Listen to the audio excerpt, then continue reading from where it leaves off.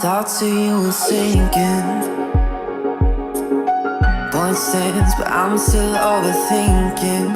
You know you don't really call me like you used to, but I know you try. But I've heard you've been here before. But I won't stay the same. It's just what I'm used to. Some things don't ever change. I know it's me and you, but I don't stay the same. I'm just adjusting to. Some things don't change, but I'm designed to be held on to.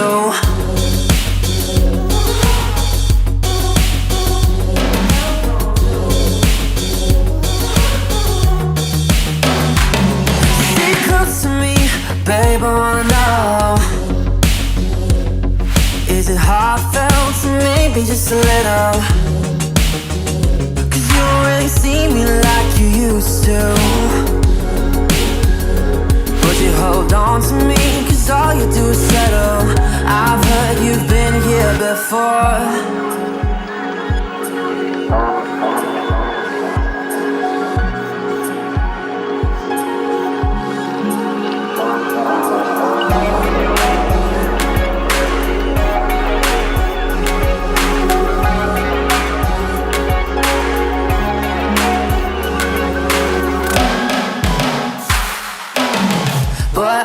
Stay the same, it's just what I'm used to. Some things don't ever change. I know it's me and you, but I don't stay the same. I'm just adjusted to. Some things don't change, but I'm designed to be held on to. But I don't stay the same, it's just what I'm used to. Some things don't ever change. I know it's me and you, but I don't stay the same. I'm just adjusted to. Some things don't change, but I'm designed to be held on to.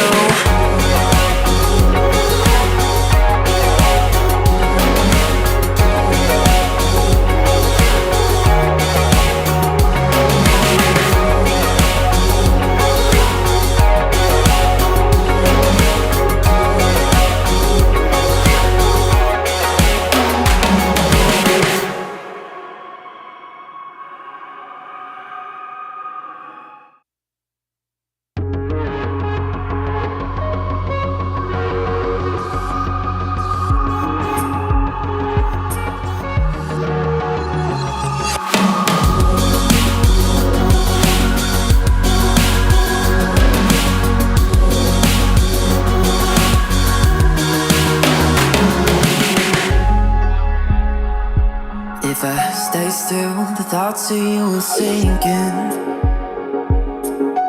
Point stands, but I'm still overthinking. You know you don't really call me like you used to, but I know you try. But I've heard you've been here before. But I won't stay the same. It's just what I'm used to. Some things don't ever change. I know it's me and you, but I don't stay the same. I'm just adjusting to. Some things don't change, but I'm designed to be held on to.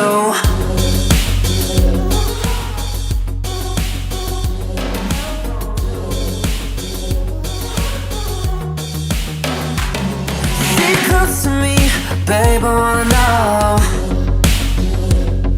is it heartfelt or maybe just a little? I don't know what I'm pushing, obviously. Oh. I pushed Finger mash. I pushed the intro visual, not the intro audio. I was like, our faces aren't there. And the song's still going. It was a lot. Oops. I had my finger on the right button. But Happy Friday. Yeah, I made it to Friday, people. We did. Been a decent week. Yeah. I mean, functional. And chill. Well, yeah. Ish. Yeah. That's fine. Been functional. Easy peasy. It's a functional week. But we'll get right to it. Yeah.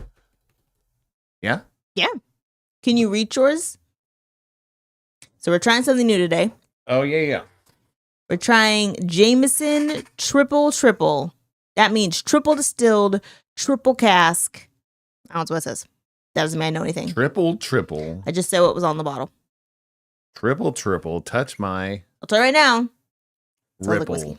Oh, what? Oh, Let's dude. see what happens.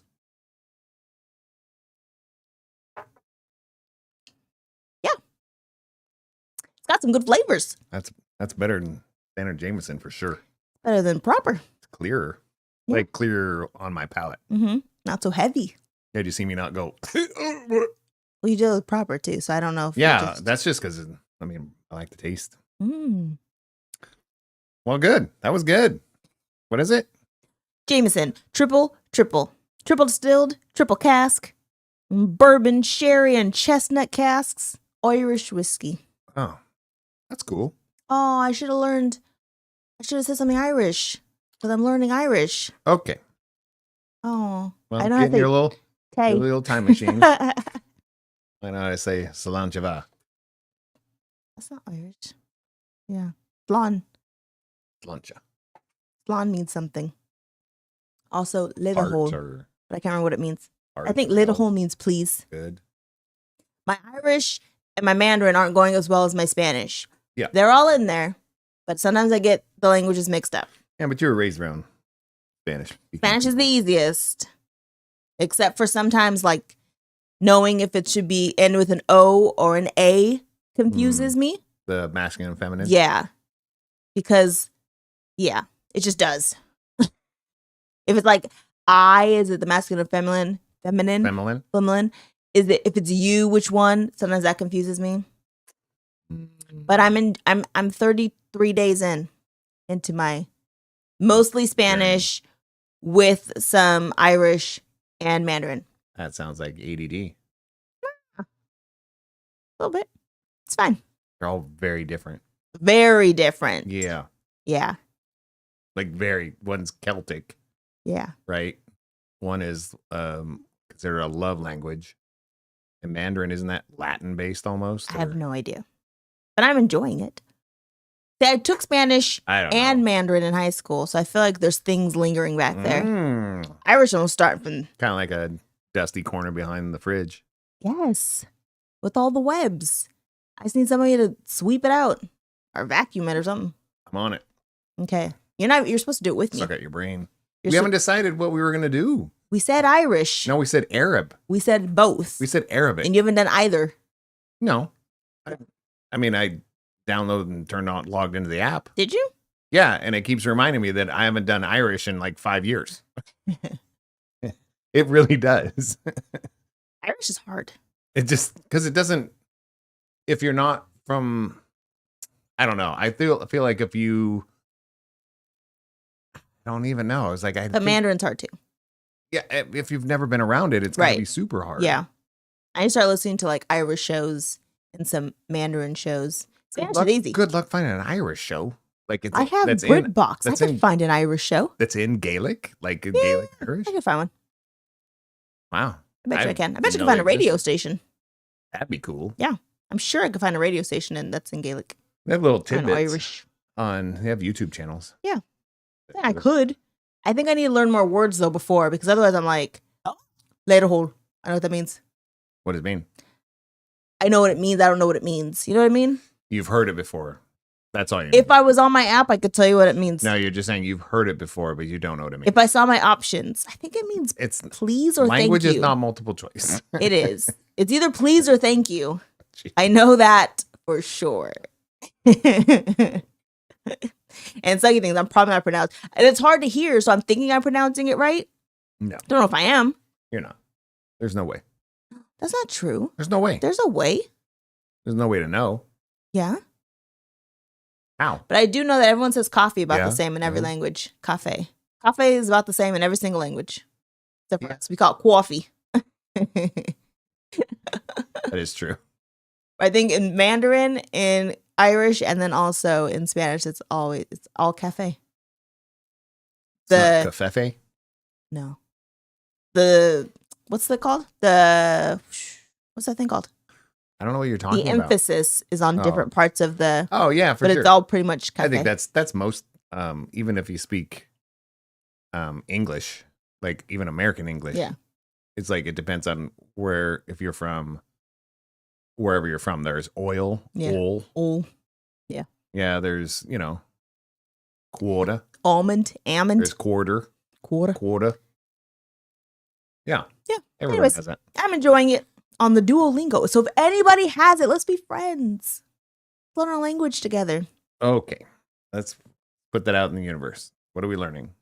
Arabic. Irish. Okay. I gave my 3 things already. I could throw in a 4th and see how it goes. You said Is Arabic on there?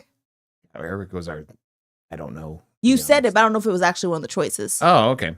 I just said it out loud. Okay. All right, guys. Help us out if you want. Sign up for our Patreon, patreon.com/Sarah and Scooter. Sarah with an H and spell out the word and. No if you can't find it. ampersands. Yeah, if you can find it.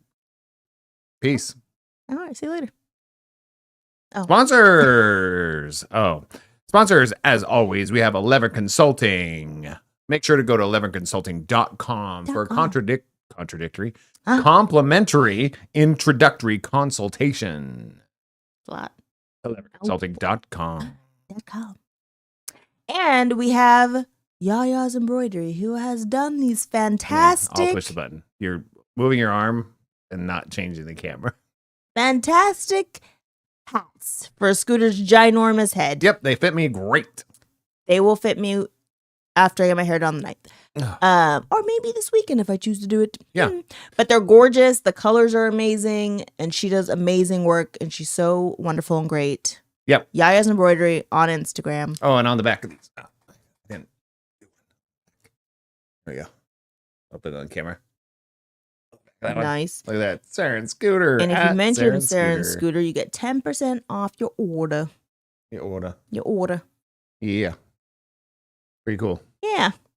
Enjoy those. Lovely. Those are fun. Those are very, very fun. Like them a lot. You want to talk about some stuff? Let's do it. Good thing. Worked. Sweet. I have 2. A sweet one. Good. Oh, I have a 3. But you might take mine, so go ahead. I don't think so. I doubt it. Okay. Well, CJ had a performance yesterday. Mm-hmm. And so technically I only have 2 because mine are kind of combined. We have some cousins in town, so we call them the M&Ms. But Morgan and Mara were in town. Yes, and stay tuned for that. I'm going to post like at least one of those videos of them playing. So we had Morgan, playing games. Morgan, Mara, and little Orville over, and they went with us to watch CJ play. And they were like, they even told their parents how much they enjoyed it and how good the music was. Little Orville said the music was good, but it was boring. And I was like, it's a fair statement. I mean, it's because he had to sit sit down. Yeah. I mean, but also I think the teacher talked a lot more. If he would have just been like, okay, here's the song, I think they would have been like, oh, this is great and engaging, and it was fine. There's a lot of, even at one point I was like, he's giving us a history lesson of Pearl Harbor. Yeah. And I'm like, I'm glad that you're excited about Pearl Harbor and that's something new in that you're passionate about. But this is a spring concert in high school. Yeah. Now, if it was a history presentation, got it. Yeah. But I also think it would have been cool if they would have made like a not an agenda, but an agenda. A program. And then they could have put the history in the program and then they would have to say it. But I think that might have been the intention, but they didn't print a program. Yeah, I think they were scrambling. Yeah, because they just got back and then they had this performance and they had a guitar recital today and then it's just... Oh, I forgot about the guitar one. Then they were supposed to have jazz band tomorrow, but they canceled that. It's just been a lot, I think, for them. I forgot about the guitar one. I really thought about going to see that. Oh. I totally forgot. Yeah. We're here. I don't know what it was. Huh? I don't even know what time it was. Me either. Probably right now. Yeah. All right. So that was my 2. My 2 for 1. Oh, okay. We did the other one. Well, the first one is last Sunday. We did a Rabble event, which was more D&D than anything. But it was really nice to go out to that event and show some people that were actually quite interested about Rabble and what Rabble game is doing. And So we got to show some people the game. We also got to see 12? There was 12 people, I think, playing. Yeah. Dungeons and Dragons, all under one dungeon master. Yeah. So if you know anything about that, that's intense. Because the game is built for 4 players and 1 person to run it. Jeez. But that's how it's built. You can scale up or down. Yeah. It was 12. One guy running it. He didn't seem flustered at all. Nah, I've fed him. Well, I've fed him a lot of people before. Does he say he's done 13? Yeah, I think that's his max. The max we've ever done is years ago. Katie did. Katie, her name was Katie. Probably still is, unless she's changed it. I don't know. 22 was the largest, but she did them in like teams, and it was kind of cool. So, nice. Yeah, that was a fun event. I thought it was pretty good. Yeah, I enjoyed myself. All right, my last one. We have a new training class for work, so it's like That's exciting. I think it's exciting. No, it is exciting. Good thing for us. I mean, hopefully. No, it's exciting because not only are you growing with people, but you're also getting out of just staring at a screen. Yes. And you're getting to talk to people that you can train from the ground up. Yes. So if they suck at it, it's your fault. 5 or 6 people in this group. Can't remember how many. One of those 2 numbers. And it's true. But that's the thing about every training group. If they're not good, then it's on me. Yeah. Or they also don't listen. I can't make people listen. You can ask if they're you can raise their hand before they go to the next section. Yes. But you didn't do that. No, because I feel like I wasn't asking a lot of things this last time. On Tuesday, this next class. I did hear you going, so does anybody have any questions?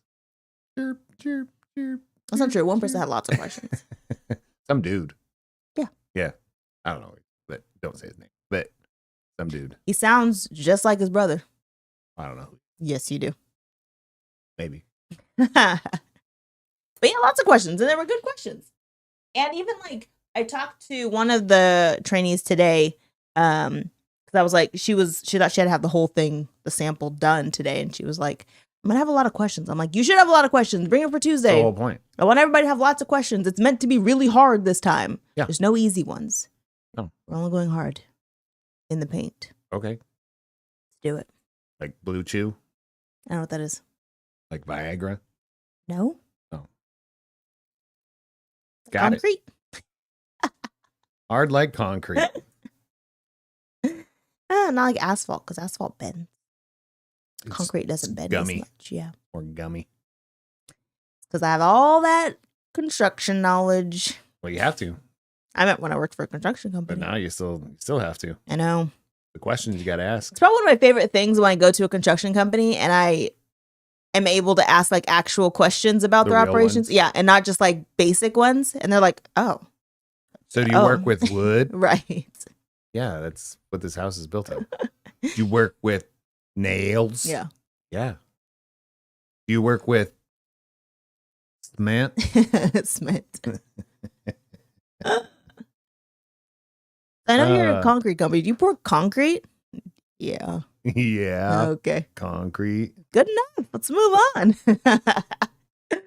Anyways, so that's been good. What's your last good thing? My last one is Declan, his second band.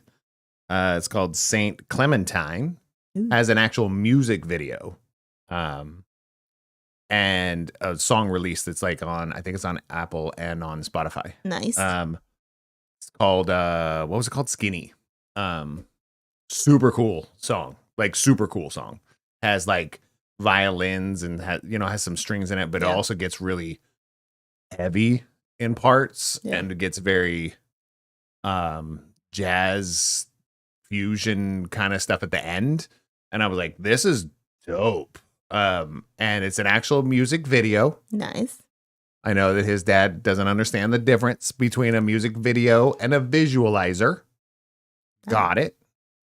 Well, a lyric visualizer is not a full video. It's just, it has the lyrics going through some. Oh, okay. You ever watched? No. Okay, so probably why. there's different types. There's just a lyric video. You can have those. You can have a visualizer, which just means we put something together. Mm-hmm. So at least the song is out there on YouTube. Yeah. And then he did release for his other band, what was it called? Godspeed Good Luck. Mm-hmm. For their song. I can't remember the song. But they did a lyric visualizer. So it had some stuff in there, but it's not a full like video. Nice. This one was a full video, like a video. Is this part of his school project? I have or no is idea. This like all I know is I doubt it. I cool. doubt it. I think the whole point is just you're supposed to, because he's going to Berkeley. Yeah. School of Music. Yeah. So he's a drummer, an amazing drummer. Like, I don't just say that. He's really that good. Yeah.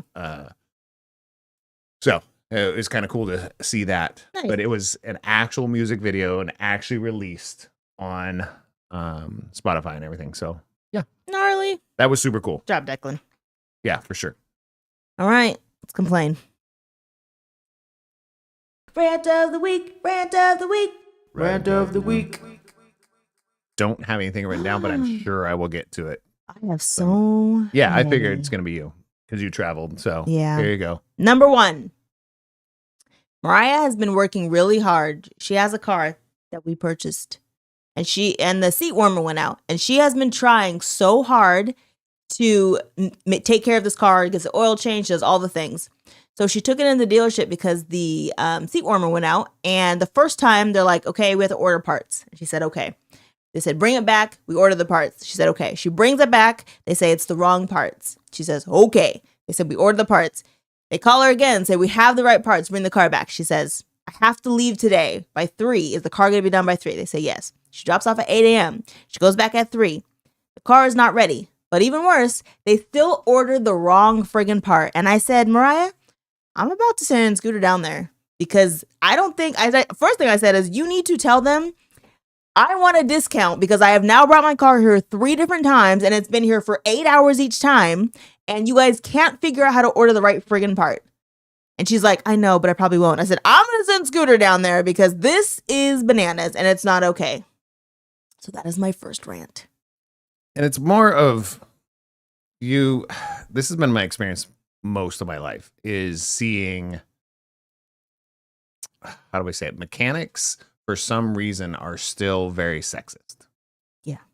And I don't get it. There's so many amazing people that I've met in my life that are female mechanics, technicians, all everything.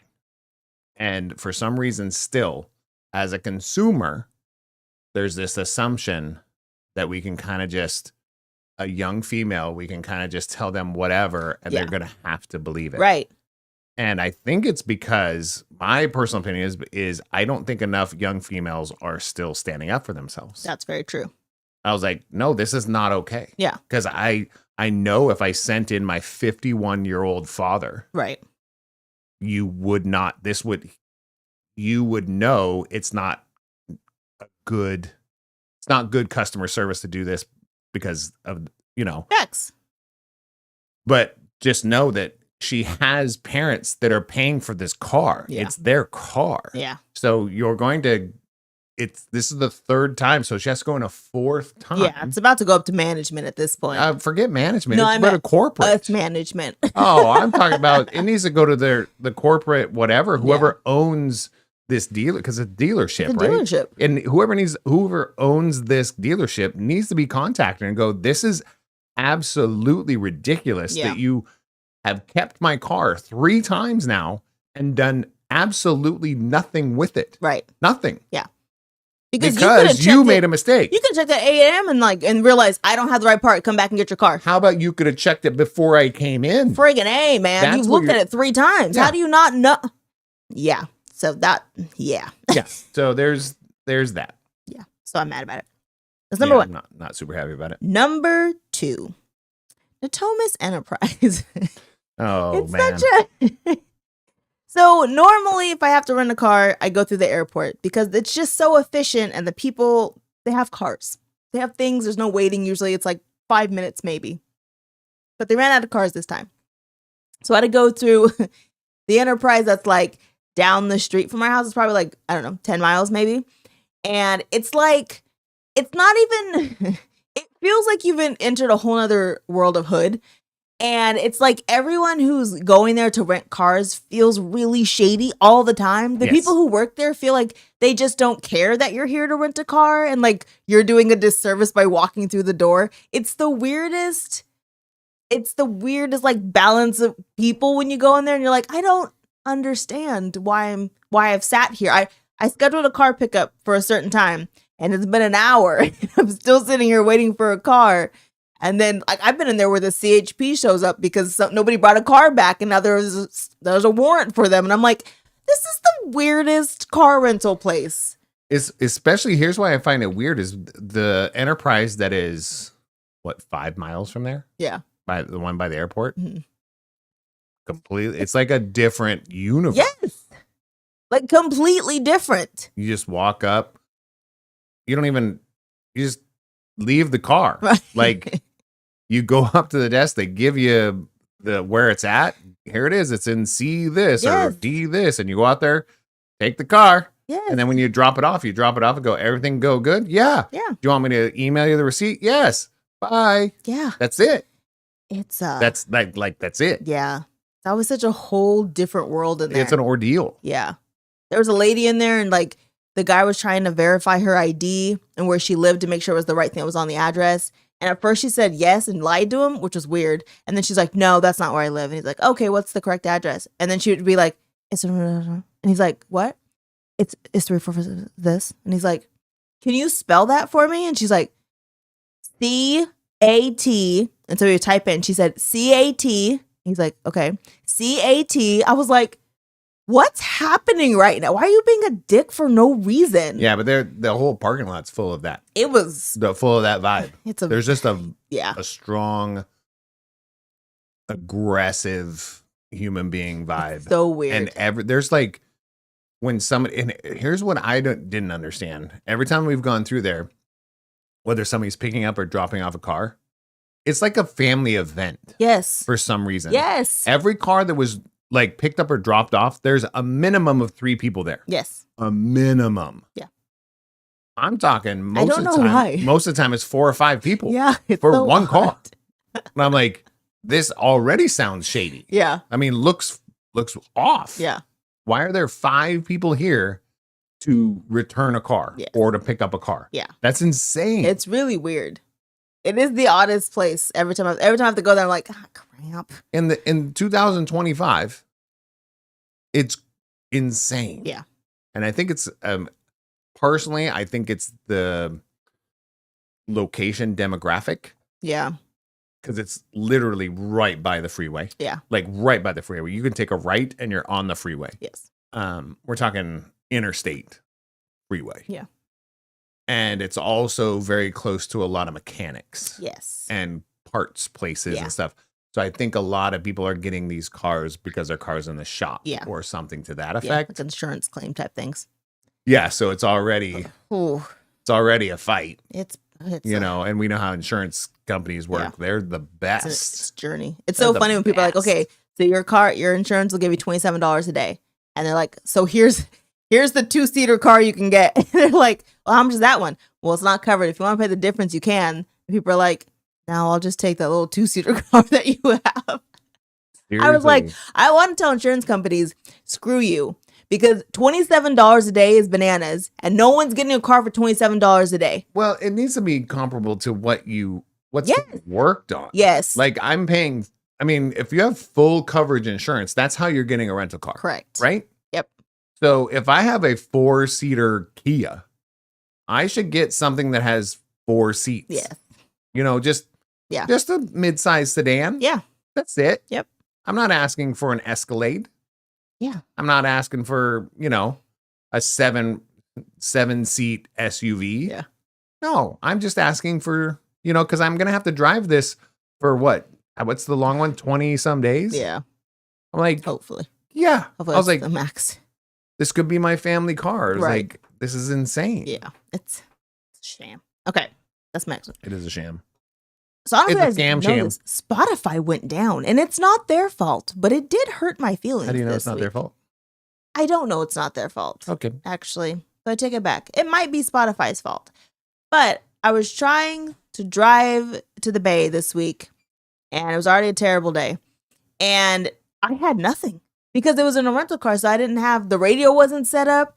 My phone wouldn't all I had were Audible books. And my Audible books right now, I just played them on planes to fall asleep. Whistle while you drive? Hello. Teacher song. So I listened to I can't remember what it was a Stephen King book, which I thought would keep me awake. I thought it would be suspenseful. It was boring. Yeah. As heck. Yeah. And then I had the attachment book, which was interesting, but you can only do it for so long before you're like, this is too much. I need to not listen to this. Mm-hmm. And so I kept, but it was 2 hours of, I didn't have Spotify, and it made me real sad. I had no radio. How do people live like this? You know what's funny? Here's an irony part of this thing. We spend a lot of money to have Sirius XM. Not a lot. It's like $80 a month. Yes. For whatever, how many cars? 3 cars? Yeah. 2. Oh, 3. You pay for Elise's car? Oh. Yeah, I hate to tell you. Why? I don't know. It doesn't use it. It needs to go away. Yeah, I know, but I'm just saying. And the app is amazing.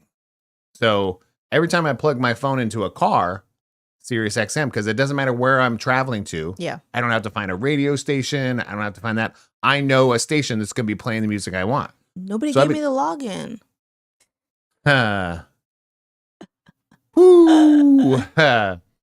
That's not true. Keeping it. I don't know what the login is. Okay.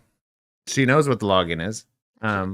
But yeah, you could figure out logins if you wanted to. I could. Yeah, but you don't like to prep. Spotify's never failed me. That's where I'm at right now. Oh, no. I know.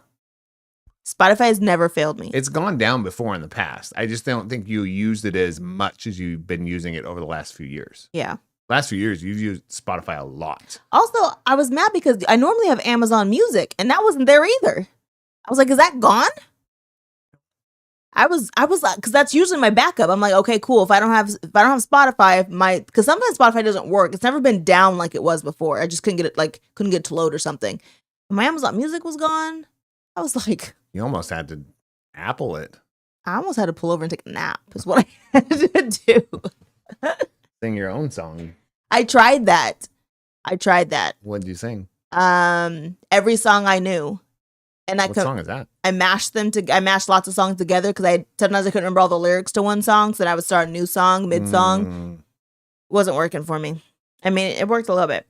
Okay, I have 2 more. You ready? Go get it. Okay. So I was driving to an appointment, and I had 0.8 miles till my exit to this appointment. I'm on time. Everything's going great. It's been good. And I see the CHP doing the lane thingy where they go whoop-de-whoop and go side to side to side. And I was like, not again. No. And so they had shut down the freeway because they were putting the cones up to end a lane. They had shut down the freeway for like 15 minutes to put these cones up. And again, it was only 0.8 miles. I could see my exit. And I was like, dang it. So I was in the car messaging the person. I was like, I'm almost there. There's nothing I can do. And the funny thing is there was an off-ramp right next to me. I thought, just take the off-ramp. And my thing kept saying, oh, it's longer distance, take the off-ramp. And I thought, but I don't know how long this is going to take. But we started moving, and I was like, oh, it's not going to be that long. Maybe there's like something in the road. And then I saw the guy put out the cones, and I thought, I should have taken the off-ramp. I would have been there already. Would have saved me 12 minutes. But, you know. It's the, what is it? What is the one? The Bill Burr comedy. We just talk about living in LA.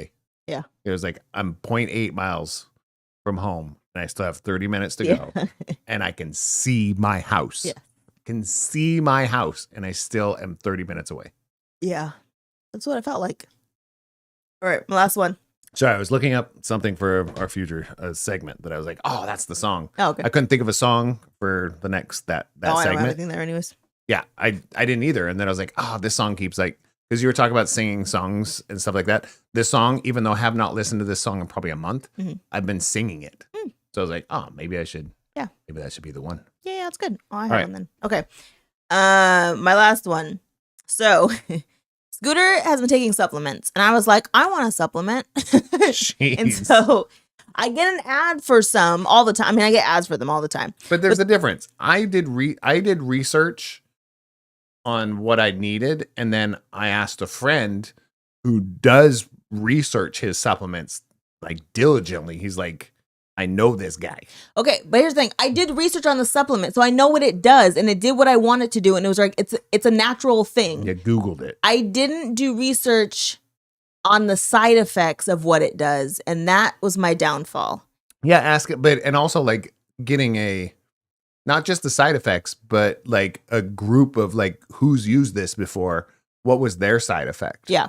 And every supplement that I'm taking right now has like, you might taste the pill. Yeah. You might taste it in a burp. And Like that's the worst part. The thing on the side effect of the supplement makes sense. Like, because if I ate a whole cinnamon stick, I'd probably have the same issue. Yeah. You know what I mean? So it's called berberine.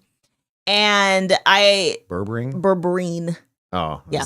The bottle said take 2 with food. So I ate dinner, I took 2, and I drank lots of water. And so I finished my day. I'm sitting down on the scooter, getting ready to braid my hair. And he's like, "Are you okay?" And I'm like, "I don't feel well." No, I could see. Well, I asked her if she was okay because she was braiding her hair, but she was like sweating. Yeah. And I'm like, "Are you okay?" I was like, "No." So when I asked, and that's also like one of those things is like, I have trained myself to be very in tune with people. So when somebody's a little off, I'm like, because I find myself to be a little neurodivergent years ago. So I did a lot of reading on how to read social cues. And I was like, that's a social cue. And Yeah. I'm like, she's changed within the last 15 minutes. Yeah. She's sweating. She's leaning back. And I'm like, you okay? I said, "No, I'm not okay." Nah. And she went to Not the okay. bathroom. I said, "I'm going to vomit." Yeah. And I did. And I was like, "What the F is happening?" And then I lay on the couch and I was like, "I'm going to sleep." He's like, "Are you good?" I said, "Nope, still not good. Not okay." And it felt like having like food poisoning, but I know it wasn't food poisoning. Right. You knew what you took. Yeah. Yeah. I mean, you I could knew. taste it. No, but it was like you knew what you took. So, and I don't think there's anything in that is anybody allergic to that kind of thing? Maybe. And that was my thing too. Maybe it was an allergy and my body's just like, "Why are you doing this to us?" Yeah. And it said, "Get out of me." And so then I was like, and so I had to work the next, I had to drive to the bay the next day. And here's where my tiredness comes in. Cause I'm like, I am so exhausted. I'm going to vomit because every bump I go over to makes me feel sick. Yeah. And here we go. So I'm not taking any more berberine yet. I still want to. Oh. I want to take one. There's got to be something else. Yeah, I'm sure there is. But I yeah. bought it. Okay. That makes sense. I just want to know if it was a fluke or if my body really doesn't like it. How do you know from one? What kind of science experiment is that? So you want to experiment on yourself? Yeah. Okay. Isn't that what life is? No. Yes, it is. No, it's a journey. It's not both. An experiment. It's both. It's both. No, we're all on the same. But it's also one of those. I'm a huge advocate of there's not a magic elixir. Yeah. In a sense of not everything works for everyone. Yes. It might work for most people, but most people means over 50%. Yeah. So the chances of it succeeding are not that great. Right. So you got to look at it that way. Like, yeah. So yeah, that was my last. It might be one of those things like that's not going to work for you. I agree.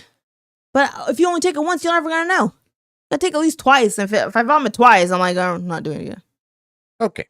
I can see where. It's a good weekend to do it. If I consume something and then throw up because I ate it, or I'm not eating it again. Why would I do that? You drink alcohol and it's made you throw up.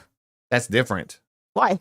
If I have one glass of alcohol, it doesn't make me throw up. No, but you've gotten to there's bad. But that's like saying you've never thrown up more than one time drinking alcohol. I haven't thrown up a long time. It doesn't matter when. We're talking like decades. Doesn't matter when. When you were younger, did you have periods where you threw up from drinking? Yes, but the payoff is worth it. That's not the point. What was the payoff for you? I don't have one yet. Okay. I don't know if it works. It was one time. What was it supposed to do? I don't really know. Okay. I mean, I do know, but not really. Goal? It's supposed to help manage the blood sugar after you eat food, because sometimes mine goes kind of crazy, and I don't want to take insulin. Because you have spikes. Yeah. I think you have spikes. Right. Right, and your spikes are from things with a lot of sugar. No, it wasn't about sugar. Oh, I thought it was. Mm-mm. Like, because that's why the candy things, you get a sugar spike and then you get tired. No. It wasn't from That's- that. That okay. wasn't the reason for it. Oh, I'm just saying that That I think I got under control. But that's true, right? It used to be. It doesn't Okay. affect me like that anymore. Okay. Yeah. I'm just wondering, like, what the reason behind it was. Because it's not good to have your blood sugar spike. So I was trying to hope to keep it like even keeled. Right. But when to be consume the things that don't spike your sugar. Yeah. But you don't know what it is all the time. Yeah, that's true. I think Sometimes that's it why could be fruit.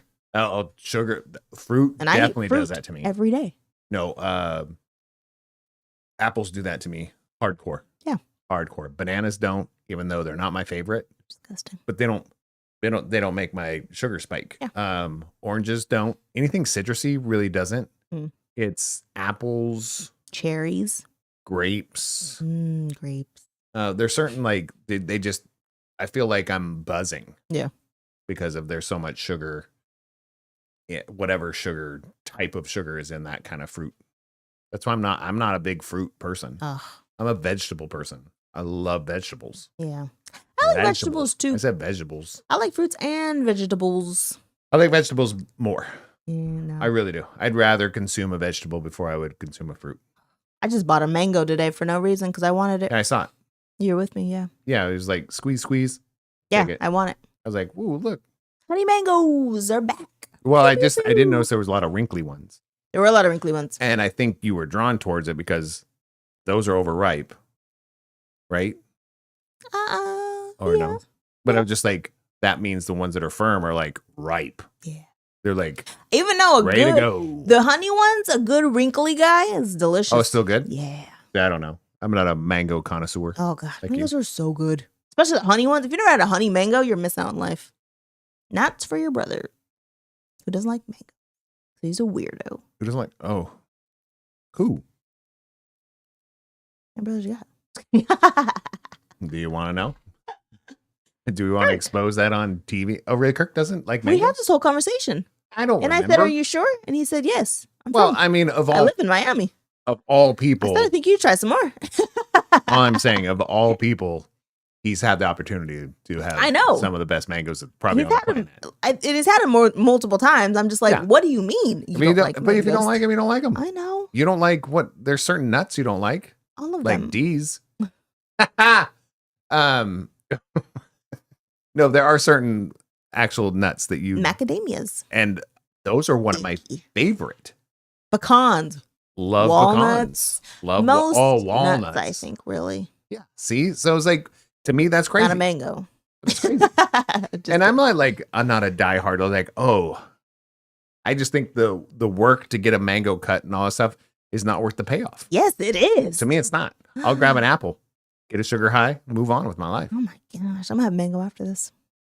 Okay, or during. The whole Then you thing. get everything all sticky. No. What's it called when people eat food on TV? It's like a word for it. No, it's not just eat food, but it's a type. It's called ASMR. Not that one. There's another one. Oh, a fetish. No. They talked about it on the We're Here to Help podcast. It's a Reddit don't thread on I'll find it later. the 18 plus Reddit thread. No, it's not. It's not that. But there's like a name. Anyways, those are my rants. Oh, I didn't really have a rant this week. I don't think I had anything that was. I mean, I complained a lot. Yeah. But I think my complaints are more like just like a discontent anymore, like the frustration of being a dad of teenagers, traveling, but my wife traveling, I'm being here, and it's like, what do we do? I don't know. Like, cool, it's like communication, lack of communication. I think those things, but I think we've had such leaps and bounds in understanding how to communicate so much better. I do think we're at a place where I don't have a lot of rants when it comes to relationships. I don't have a relationship rant. Relationship, that'd be weird. A relationship rant. I don't have one of those. Yeah. Because I think we've both decided to grow. Yes. That's kind of nice. Yeah. I feel like I'm being heard a lot more from you, so I don't have those kind of rants. I mean, a lot more means, more than 1%. So like 2.5 now. So it's not. I'm gonna keep my I'm thoughts trying to to myself. but I'm trying to poke the bear, Keep and it it's to myself. But I'm actually super joking. So rants wise, I was like, I wish I had my credit under control. That's my all of my rants. All honestly are self inflicted. Yeah. So I can't really rant. Everything that I'm kind of dealing with right now is my own doing. So can't really. Yeah. Yeah, I made some mistakes. I'm gonna try and not mistakenly mistake them. Mistakenly mistake them again. Yeah. All right. So I don't have really much to rant about. You want to what's up? There wasn't a lot, but I can talk about it. Let's do it. Houston. What's up in you? They have a blues festival It's Houston. at a park. NGR, NPR, NGR, I think. Can't be NPR. You don't know. Well, I mean, otherwise you go, wait, don't tell me. Best show ever. Anyways. Seattle. What's up in you? Yeah, Fish. Oh, the band. Yeah. I was like, yes, Seattle is known for their fish market. We were just talking about Pike's them. Place Market. We were just talking about fish. So no, we weren't. You're talking about fish with a PH. Yeah. Yeah. I thought we were at dinner. Nope. You said something. Said fish bone. Fish bone. Completely Same different. thing. No, my goodness. It Sounds is the thing. not. Just kidding. Fish is a very eclectic, artsy, slower, ska adjacent, but slow. And it's a bunch of white dudes with like acoustic guitars. Fishbone, take that and flip it. So not acoustic guitars. A lot of electric guitars, Not still a lot of ska horns, no white guys. I mean, just like a lot of bass driven funk in their ska. Okay. And they're like All right, well, fish. Fishbone and fish. Not even close to the same thing. All right, ready? The Quamish. Because somebody lives there. What's up in you? Well, because I put it in Olympia, I think, and that's what came up. No, it's in. I mean, JB Smoove. yeah, is gonna JB be Smoove. there. I don't know if I'd see him live. I don't know it either, but he's there. I like him in shows. Yeah. I like him as like one of the co-main characters. I don't think if he could be if he was a main character, I'd be like, because he is definitely a character actor. Well, not a character actor. He doesn't play anybody but himself. Right. That's just who he is. Yeah. And that's totally great. There are certain people that are like that, but I was like, I don't think that's not. He's not funny enough by himself on a stage with a microphone. To me, it's just my opinion.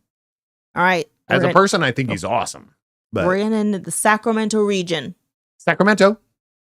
The Taste of Elk Grove tomorrow is like a bunch of local restaurants, and there's live auctions and silent auctions and live music. Sounds fun.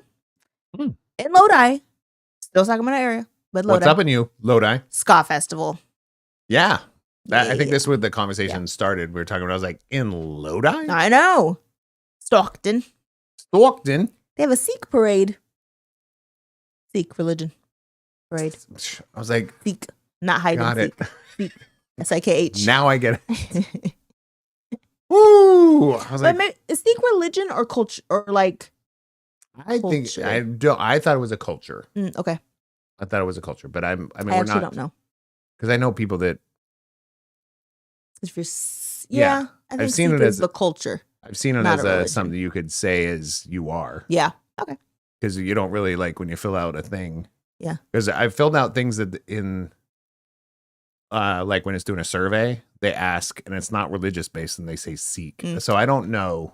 I could be wrong. I have no idea, but I'm gonna go with maybe. And then of course, if you guys didn't know, it's Easter. It's weekend. Easter weekend. So if you want to do some type of egg hunt, egg search, egg party, I promise you there's one in your neighborhood. A Jesus hunt. Literally, just Jesus egg bunny hunt. Just go to your local next door, check on there, and there's an egg hunt somewhere. We have a big one in Atomas. We used to have a massive one where they would drop the eggs from a helicopter. Yeah, which doesn't sound Safe. I mean, what kind of eggs are they? Real eggs? That had to No. cost a fortune. in I mean, now 2025.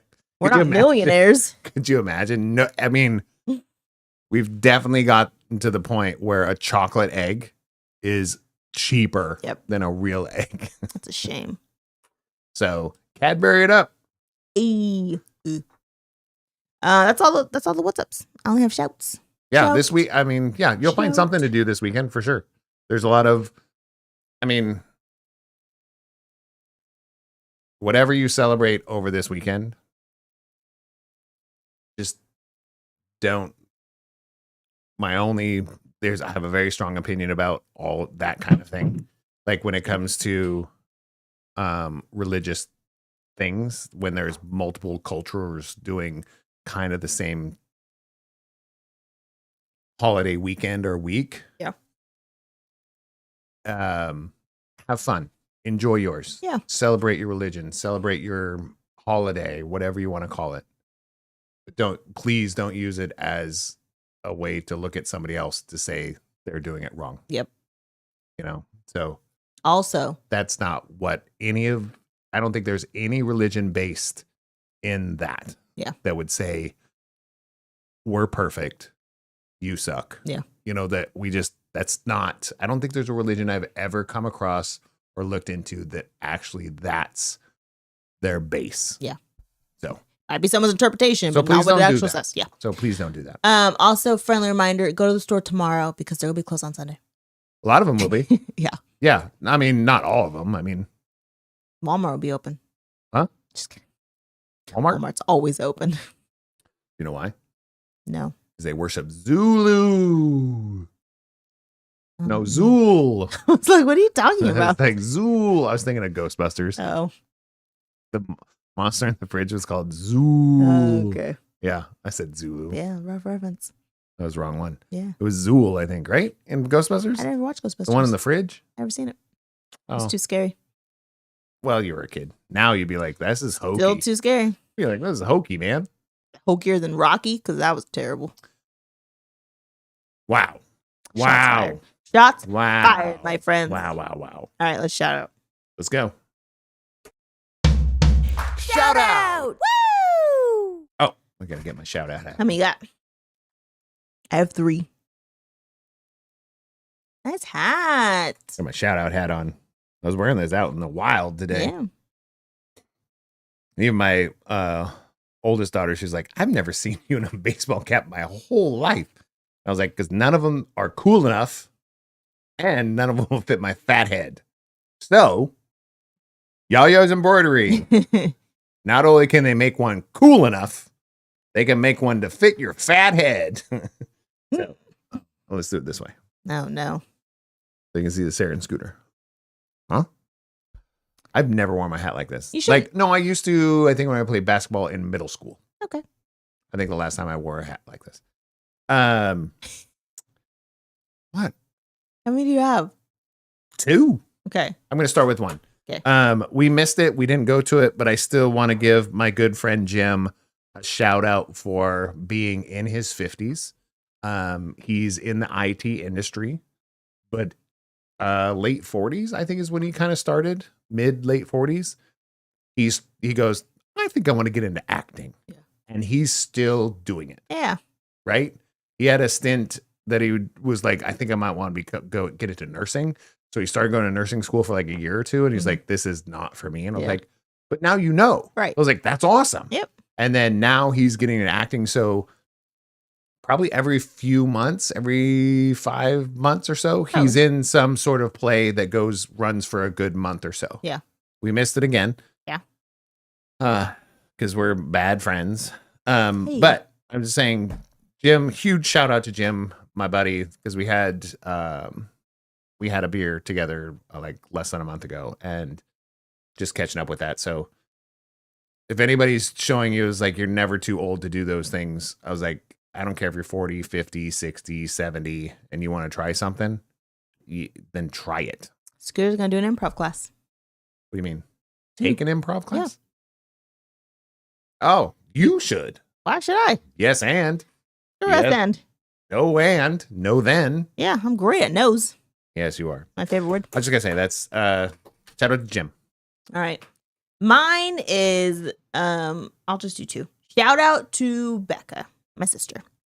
She was trying to do a thing, where she would take 2? No, I scratched my watch. Scratched the Sure, table. you did. If I toot, I'd tell you. No, you wouldn't. Yes, I would. Nah, that's weird. Anyways, where she wanted to take all the nieces and nephews to Great Wolf Lodge for spring break. She did it like last year or 2 years ago, and she thought it was great, and she tried to do it again this year. She got a lot of the nieces and nephews. I think she didn't get our kids and then Naomi's youngest. So she kept 2 of them. So she has 4 kids at her house right now, with her 2 and then the other 2. And it's just the funniest thing in the world because Becca, I don't think Becca's one of the nice people I know, but she's also is like has short patience with people. So the kids will be like, they'll come in and they'll ask the kid question and she'll be like, get out of my office. Well, she's which I love her for this. She's not the one that needs to be the center of attention or play with the kids. Yeah. Or, like get on the floor and like, let's play cars and do this. That's you. Yeah. Right. Which is just a different personality, but it's a different draw. Like she treats little kids like they're 30. Yes. And I love that because I'm very, very similar. I'm like, why are you talking to me like that? Yeah. I was like, go find something to do. Well, I'm bored. I was like, that is not my job. Yeah. I bought you 37 toys and you have 100 things to do. You just want my attention. If you want my attention, come talk to me. Yeah. Get my attention. Or ask me to play a game. Yeah. But don't tell me I'm bored, that you're bored. That's crazy. Yep. So, no, she's crazy. She's a lunatic. Yeah. I think as a grandparent, I would probably do that. Yeah. Though I do with grandkids. My own kids, I don't think so. Right. I was like, you need to learn lessons today. I know. That's how I am. But with grandkids, it's like, let's screw off and do nothing. Let's just be stupid and ruin your parents' house. Woo! I also find it funny how loud all of the nieces and nephews are. Jeez, we're talking decibels that will hurt your ears. They're so loud. Not all. I mean, who's the loudest? Morgan. Morgan's the loudest by far. Holy cow! Like when she yelled, like I was like, woo! Good thing I have some earplugs in here. I was like, I was like, it rattled me like I was too close to the stage at a concert. Yeah. It was that. I mean, we're talking that loud. She's hilarious.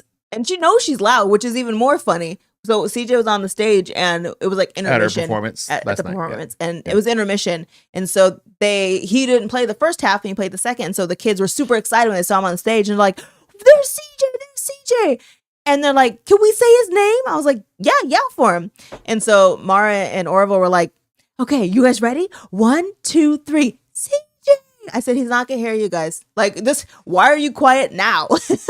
And so we know that she would be louder than the band. Mara? This was Mara, but this wasn't Morgan yet. This was just Mara and Orville at first. Geez. And so they did it again, and it was still like, maybe it went up to like, CJ. And so I was like, Morgan, yell for CJ. And here goes Morgan. And half the people in the place turned around like, what just happened? And Morgan was like, and so CJ then looked and he's like, he just glared. He's like, literally like, what? Shut up. And Morgan was like, I know he'd turn around if I yelled. He turned around and glared. She's like, I knew he'd know my voice. Even when you said it, and he heard you, he turned around and glared. He glared, and you could see what he said to his friend. He goes, that's my mom. He said that. He said it like, he goes, what? His friend said, what? He goes, my mom. I'm like, okay. That is your mom, sucker. Like, so, I don't even remember what I was going. Oh, yeah. Anyway, so yeah, Becca has all the loud kids. And then she's having a party tomorrow because it's her daughter's birthday. Yeah. So it's just like a week of chaos. And I was like, so good chaos, though. It's like, I like the noise in the house. Yeah. Like, because the kids were playing games together, having fun. Yeah. That, I love that sound. What I don't like is like people doing destructive things. Yeah. It's like, yeah. So it was really cool to have videos of quite a bit of it. I'll post at least one on our socials because I feel like it's pretty fun to watch. This is very fun. Poor little Mara. She kept wanting to play. That's what I told Becca. I was like, she's not the greatest at this game, but she really likes to play. She wanted to play so much. Yeah. And she just really was having a good time. Yeah. And she really was like, the smile on her face was huge. And yeah, great little human. Yeah. She's a great little human. She is. I have one more shout out. Do you have any more? Yeah, I have one more. Okay, go ahead. My the best man at my wedding, Willie and Vernita, they are purchasing a house. So I think we've mentioned it before about going to visit, but I was like, I still like it's such a huge deal. Yeah. And so I just have to give certain people there. I mean, whoever listens to this, he doesn't listen to this, I don't think, but other people is like, I do see people doing great things, and I love seeing people doing great things. And I think we are people that truly, I don't think we get jealous of other people's success. No. I don't think that's part of who I am. Mm-mm. I do envy people that catch a break. Yeah. And go, man, I wish I could catch a break. But it has nothing to do with them. Like, that's my own thing. Yeah. But when somebody succeeds and does, I mean, it's like, yeah, unless they were murderous about it. Or, it's like if they cheated to get there, I was like, yeah. Did you cheat the tax system or did you cheat? I was like, it depends on what you cheated, to get there. But if you didn't step on anybody to get there, I'm okay with it. Yeah. So huge props. I think they're going to Gainesville. Nice. They're in Georgia. Georgia. So it'd be really nice to give them a visit within the next year or so. Yes. My last shout out is to my boobs. I don't have breast cancer. What'd you say? My boobs. Shout out to your boobs. My mammography was negative. Can I have mine the same thing? Shout out to my wife's boobs. Sure. My mammography was negative. Oh, that's not the same reason. That's exciting. I was talking to one of my audits, and the guy was saying his wife had stage 4 breast cancer, and breast cancer ran in her family. And he's like, I know it's gonna sound really weird, but I swear they don't start checking for breast cancer in your 50s, and by then it's way too late. I was like, I just turned 40, and my doctor made me go do it. He's like, good. Every woman in their 40s needs to get checked for breast cancer. And I was like, you're so nice and caring. He's like, I made my daughter go get checked because it runs in the family. Why not? I mean, if it runs in the family, I think you should 30. I know. I mean, if it runs in the family, if there's a history in your life, why wouldn't you try and catch it early? Yes. Right? I If agree. there's no history, I get maybe a postpone until you're 35 or 40. Yeah. But what's the harm I don't know. in looking? I still think everybody should get a full MRI or body scan we once talk about that a lot. every 10 years at a minimum. I think it should be every 5. Yeah. Every 5 years should be an MRI. Yeah. Just scan your body to see what's wrong with it. Mm-hmm. Every 5 years, see what's on the outside. They can see from the outside in a MRI, and go up the butt and colonoscopy every 5 years. Yeah. The same thing. I agree. It just makes sense. Yeah. And gap it. Yeah. It's every 2.5 years you have to do something. Yeah. Right? I was like, but it just makes sense. It's like you don't, I don't know. I don't know. It's a bad analogy, but it's like when you go to the store, you check what's in the fridge. Yeah. So what do you know what you need to do to your body if you don't know what's going on? Yes. If you don't know what's in there. I agree. It's like, I should eat healthier. And then you start eating healthier and you find out that's the thing that's poisoning you. Yep. Maybe you should know that. Yeah. So yeah, big advocate of that. I've had colonoscopies since I was 35. I've been doing them on a regular basis because I found it at 35 that I do have. Semi-regular. Well, no, I'm due for one. Yeah. But you've had one after you were 35? When did I meet you? In my 40s. Are you sure? Yeah, I turned 40 with you. No, it was, so I had 35 and then one with you. Mm. But they said every, 10 years? Yeah. So I'm due for one. Yeah. Because it was after my 40th birthday and now I'm only 51. I don't know if it was after your 40th. It was before. Definitely think you're way behind. Well, last time I asked about it, they said, you've got years. And I was they're wrong. That was my doctor. The doctor doctor's wrong. My current doctor. They're wrong. Like my current doctor. The one because that I'm you actually have a seeing on family Monday. history of it. So I'll ask him on Monday. Thank you. I mean, because I will. Or I'm on the same record. So they'd be like, hey. It wasn't Kaiser that you had yours under. No, but he knew. Mm. Like when I asked him about it, he goes, well, your records say that, I mean. Yeah. He knew. Right. It was the same doctor I have right now. All right, as long as you're done. And I'm going in there. Why are you going to the doctor on Monday?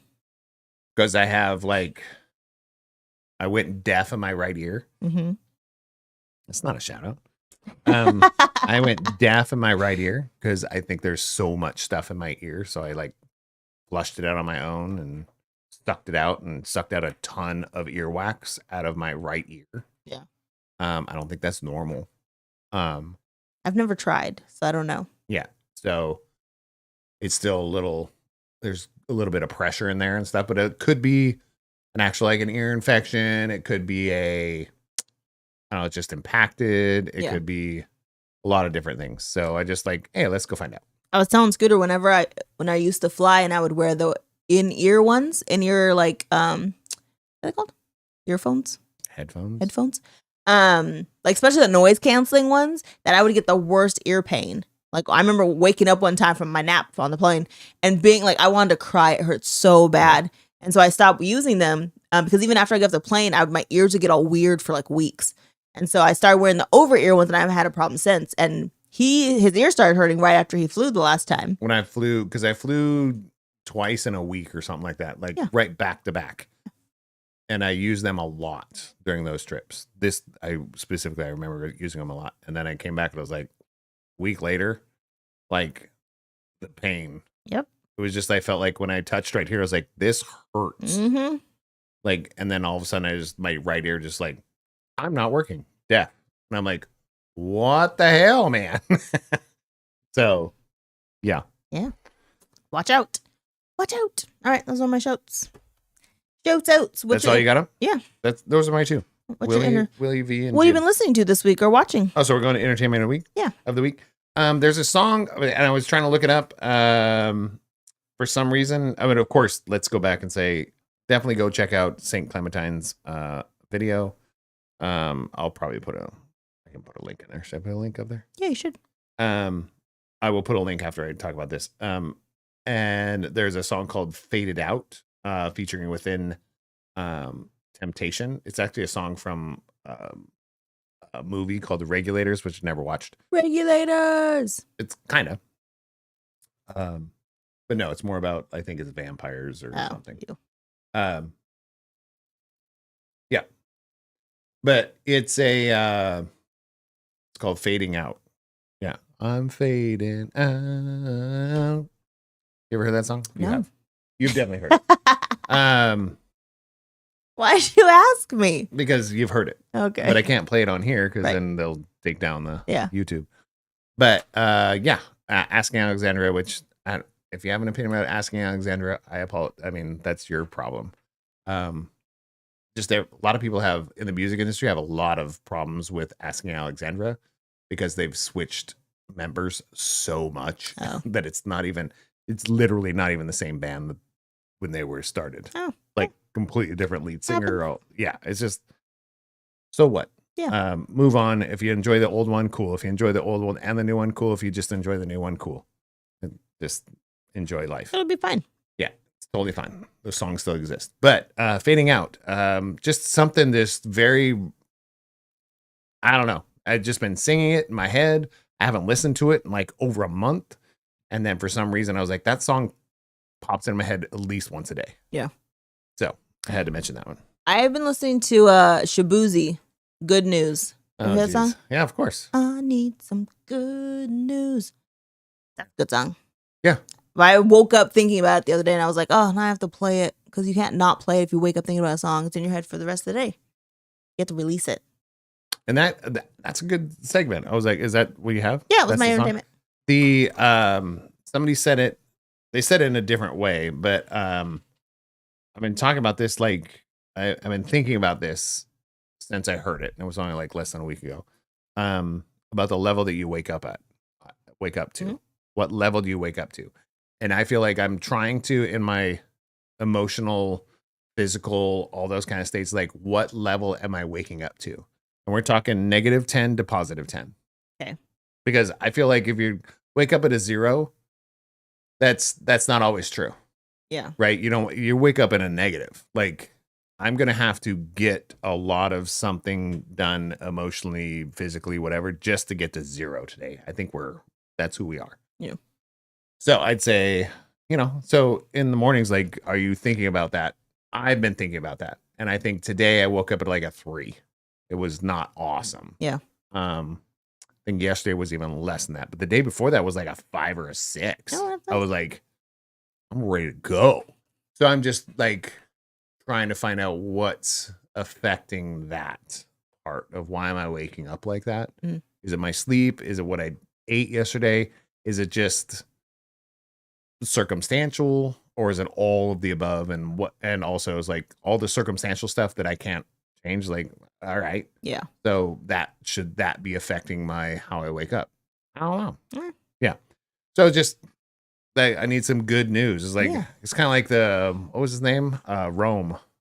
Yeah. Million Little Things. We're big million little things. And he didn't even say that. He said, I just wanted a win. Yeah. Just wanted a win. Like he spent the whole, how many seasons was there? 5? I think so. Like this character in this TV show for 5 seasons just could not catch a break. Yeah. Just couldn't. He was suicidal, got over that, went to therapy. Problems. His dad went into like dementia. Mm-hmm. He was like, he just at the I think it was the last episode. His wife lost her restaurant because of COVID. Yeah, it was just a lot of everything. And he goes, I just wanted a win, not to win, just a win. And I was like, God, that still resonates with me. So it was like, is that what you're depending your level on? But it was like same as like, I need some good news. Yeah. So be selective. Yep. Be selective. Play your favorite song instead of playing the song that makes you mad. Or I don't know. Yeah. I don't know. Oh man, there was a saying in a podcast I was listening to, and he was saying that people confuse pain and suffering, and they're like, you're gonna have pain, but you choose to suffer. Yeah. And some people get really upset about that because they're like, no, there are people who can't help it; they're just suffering, and then they're like, no, they're in pain, but they're choosing if it's suffering, and it's making the choice of being like, this crap is happening to me, and I can either keep moving forward through it, or I can sit here and dwell and tell myself I'm suffering in this pain. Yeah, and I agree with that too. There's always to a point, right? Because there's extremes. There's extremes. Yeah. My whole city was bombed and is leveled. Mm-hmm. That's instant pain, and that's suffering for a while. Yeah. Okay. So we can't. It's always to a level. Yeah. Like we can't put that as going, well, you're choosing to live. I was like, no, my city is gone. Yeah. Not my house. Right. Not my, my family's dead. The whole city's leveled. Different. Yeah. That's not just pain. Agreed. That's some suffering because you're going to have to put your big boy pants on and go do some stuff. And while you're doing all that stuff, you're suffering. Yeah. You have to suffer through that. So there's levels. Yeah. But I think what you're in our current status, like most of the people that we know, or at least, I mean, we're privileged enough to be able to do a podcast that makes us no money. Yeah. So at our level is like, yes, we would choose to suffer because that's not where we're at in our society. Yeah. So yeah, it's a good point. Good entertainment. You want to advise me? I'll fill up your drinks. You can tell people what we're talking about. What? Advise me not. Oh yeah. I'll bring that up. So what was it? I gotta look it up. Our advise me not. I gotta change my hat. Here we go. This is not gonna be a thing, is it? Maybe. Oh, wrong size. So as the title of this episode, what I say, this job is crap. Right? So the idea is this job is crap. So, and it was a cool discussion that Sarah and I were talking about. It was like, I said, I want to title it that, and I wanted that to be our title. And she goes, but I can't really consider any of my jobs being crap. And I think that's where the point is. This is the point of what I want to get into. is you might be in like you feel a dead end job or a job that you hate or all those types of things. Like Sarah's been in jobs that she didn't like. I've been in jobs that I didn't like or hated. But at the end of the day, either I got to pay my bills or at least attempt to raise a family, do those type of things because of it, or I got to learn some sort of skill. And whatever that skill might be, it might be swinging a hammer. It might be I learned how concrete works. I know how to put on roofing. These are all real things that I got to learn.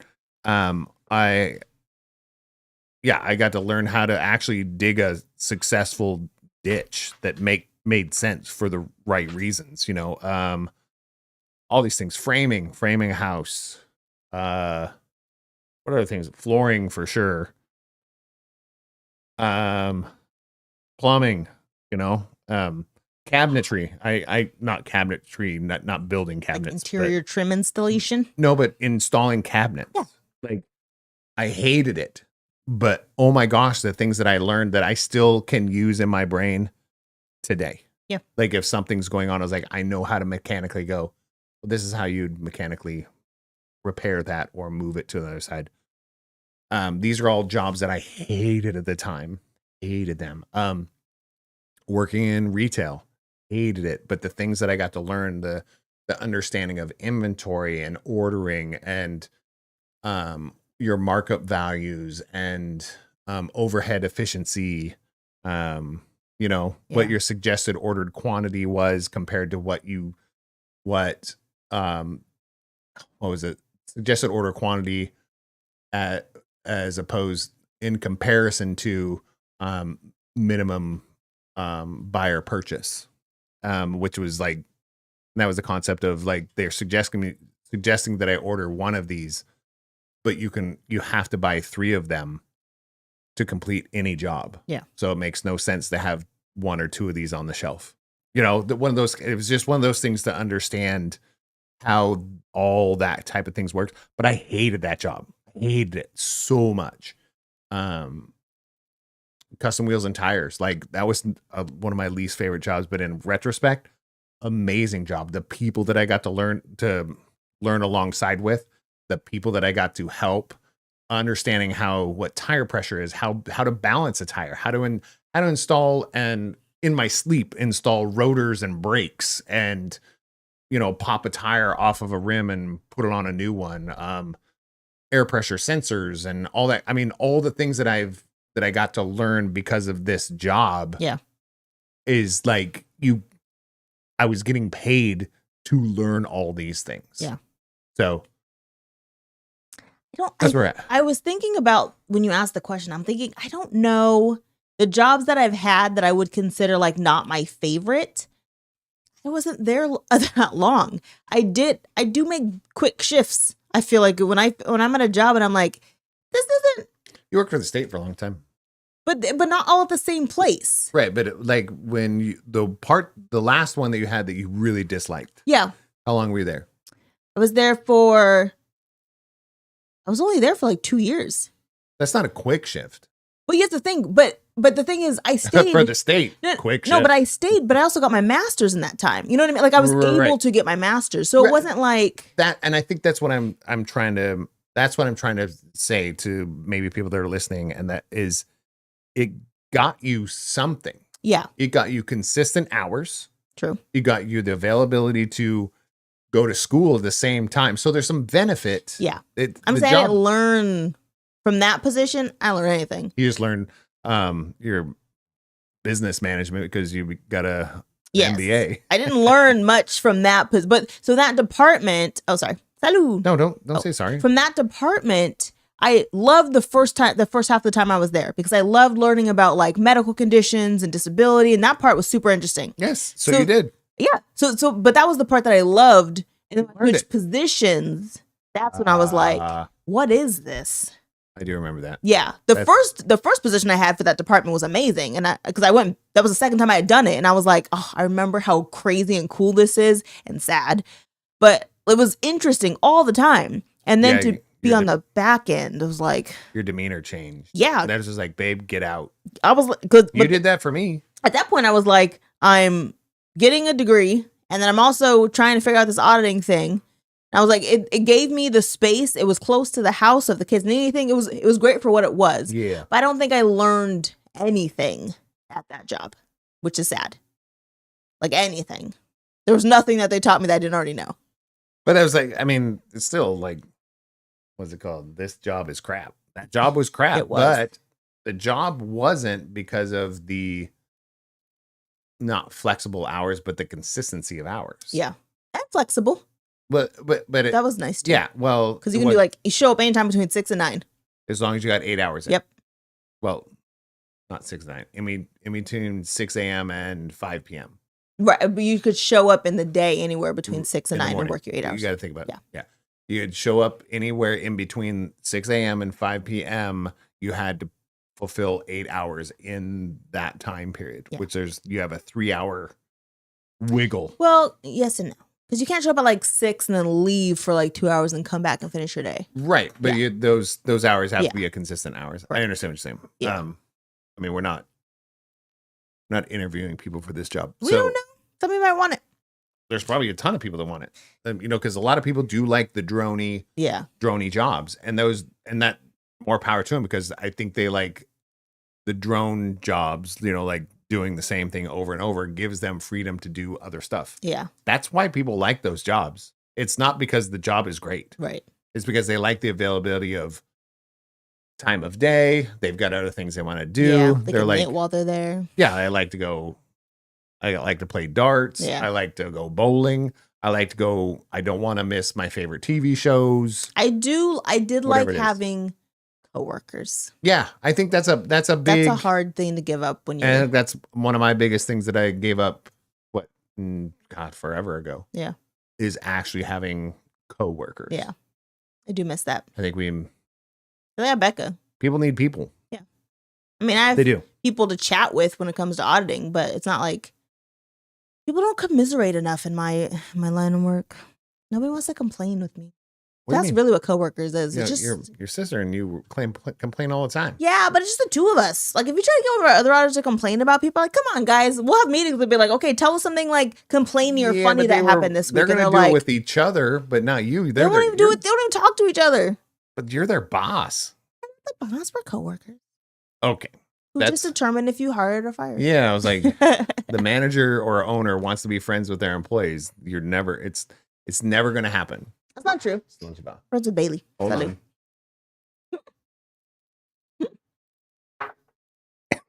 Let me expand on that. It's never going to happen organically within the system. Like you knew Bailey before she audited. I can't agree with you because Rebecca is friends with like every manager that she's ever worked with. Like Joni, who Freak she of works nature. with, she is a freak of nature. She goes out to lunch with Joni still, and I was her manager from 10 years ago.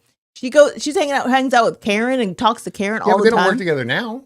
No, but they did. Even when Yeah. they did, they were like this. Yeah. So Becca is a freak of nature. Yeah, I can see how that works. But she makes It's just managers not different. as normal. It's not Right. as Yeah, as 'cause I didn't normal as wanna hang like out being with coworkers with somebody and then complaining about your job Mhm. or complaining, because it's when you have a manager that you all can complain about. Yeah. There's some camaraderie in that. Oh, I wish my people would complain about us. I hope they do. I hope they do That too. sounds nice. I hope they do. Yeah. I hope the people that work for me don't, but I'm sure they do. Well, I'm sure the ones in the past, Yeah. I'm sure do. Well, yeah, that's why they're here. Well, they've yelled at me. What's been your favorite job? And what did you learn? I know say my job is crap, but what's been your favorite job and what did you learn from it? I think those are two different statements. Are they? They're two different jobs. Oh, mine's the same. Like, hold on. No. I think it just depends on what I learned the most of, because when it comes to business, like how to run an efficient business was definitely Home Depot. Makes sense. Because I got really into the business side of it. Yeah. I got into middle management. to where I had to do a lot of hiring and firing. I had to do a lot of efficiency reports, creating efficiency reports, ordering, selling, redesigning sections. I mean, there's a lot. There used to be. I don't know if there is anymore, because I know when I got out, not got out, but it was forced out to leave because you're fired. You're out of here. There was a lot. I don't think it's like that anymore. I think now they give you a blueprint, you build it the way it's supposed to be, the way just like the blueprint, and then you move on. Yeah. But before when I worked there, they were not even 500 stores strong yet. I think they were at 3 something.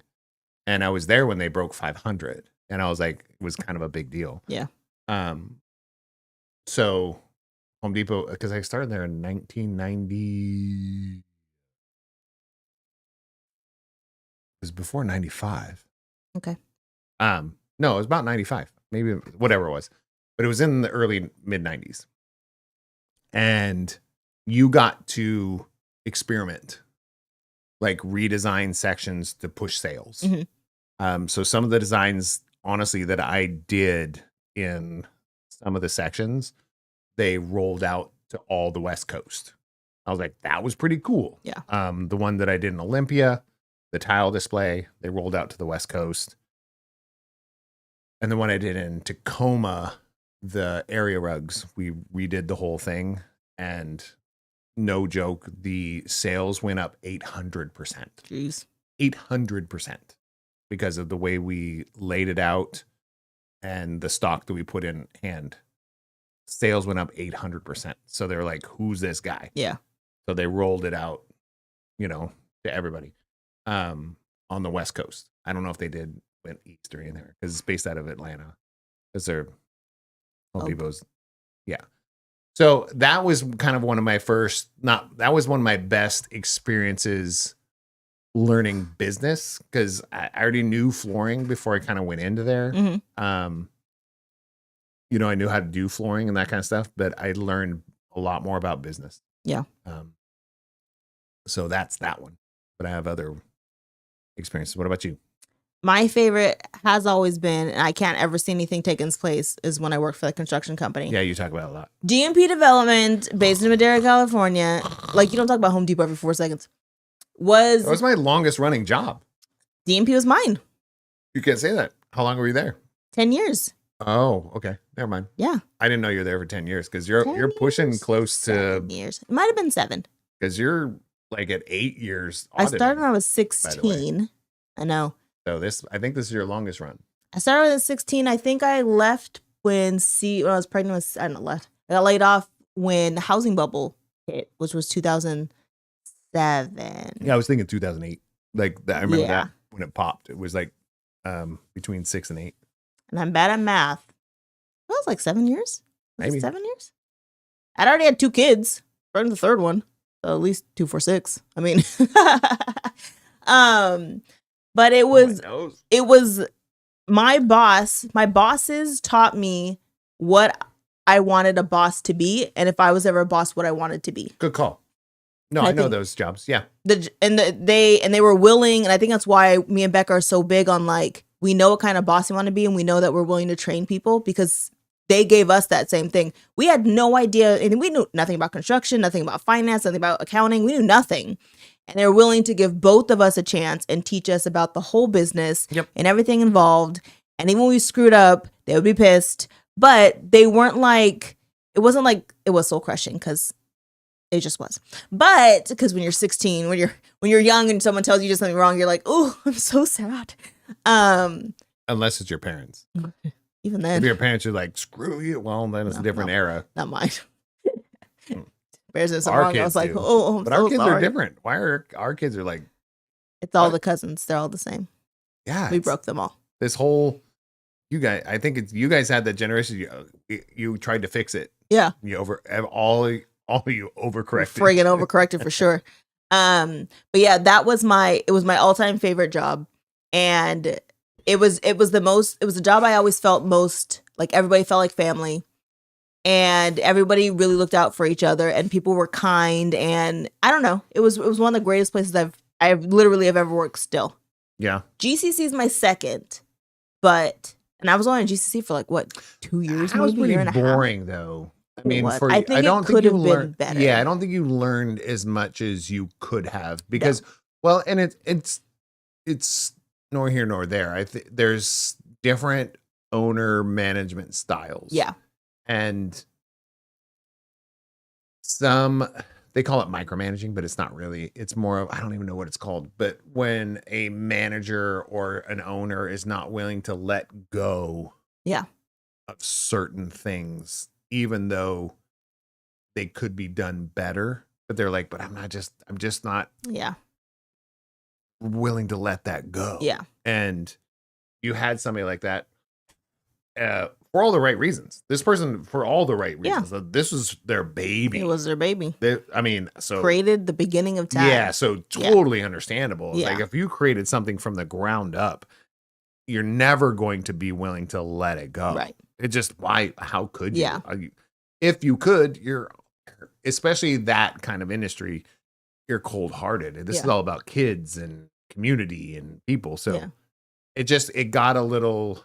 I think I would have still been there if things would have been different there, because I did love the people. I liked what I was doing because I felt like there was places I could go and things but there was that I could do different. Yes, there was a purpose very true. there. Yeah, and I think if I could have been like let free, set free like a butterfly, I think I probably would still be there. Yeah, because I could feel where it was going. I just couldn't stay long enough for it. You had other priorities I did. than that. Yeah. I had things. My life said we're keeping this going. Universe said not this. You is gotta it. keep moving. Yeah. And I think that's what this is me looking at you right now. You have a purpose right now in the industry and what you're doing right now. Yeah. What do you feel that is? I was going to ask you that. That was my like, because then I'll give you my opinion. But I want to hear your opinion first, because I feel like sometimes when I give you my opinion, it sways you like, oh yeah, let's go with that. Like, nah, let's hear yours first. I feel like right now in the industry I'm in, my universal purpose is to bring some diversity into this region. Okay. I think that the people that for some reason are attracted to our business and want to work for us are very diverse. And it's going to sound like if you go to a convention for auditing, it's mostly white males. Yeah, we haven't had a single white male apply to our company other than you, but you need to apply. Well, I didn't know. I'm just married to diversity, I guess. Anybody who reaches out and sends us an application, sends a resume, they're all either females or people of color or men of color.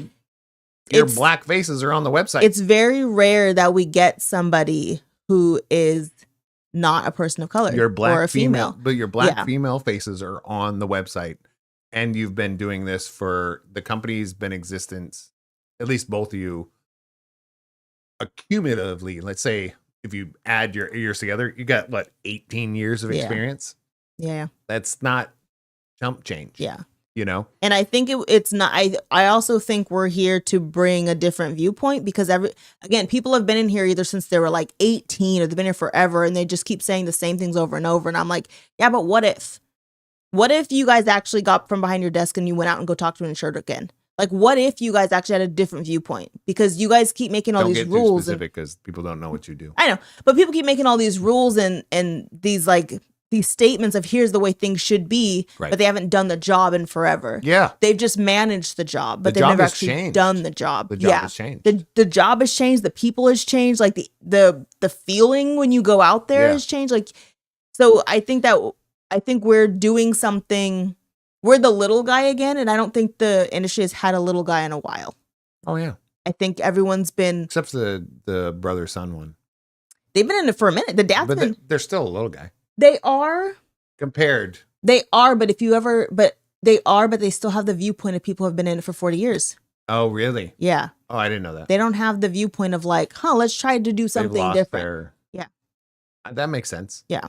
They've lost their vision of No, someone said I thought it was great. They're child wonderment. And I thought That's what that's it a is. great statement. No. Yeah. That's. I was trying to think. Do you know who I was channeling right there? Was Jeff Goldblum. Okay. I was trying to think. He has, and I think the word was wonderment. Yeah. I don't know if it was childlike. Yeah. Wonderment. Yeah. Like losing the, hey, let's see this from current generation's viewpoint. Yeah. And I'm not saying it's right or wrong, Right. but I was just saying, but from that industry, all the industries have changed. Yeah. They all have had to adapt. Some of them are really good at adapting, and that's why they've been around for 100 years. Yeah. Because think about where the industry was 100 years ago. Right. Because it was still, your industry was there 100 years ago. He was there 100 years ago? You bet it was. I don't think they had workers' comp 100 years ago. You don't think they had audits I'm you're not saying workers' insurance. comp. So you're saying audits in general. Just yes. audits. Audits been around forever. In the 1920s. Yes. You know they did. Yeah. I'm just saying the auditing has been around for a long time. Yeah. Like since the beginning of business, because the government wants their money, the insurance, even before insurance, they like people want their stuff.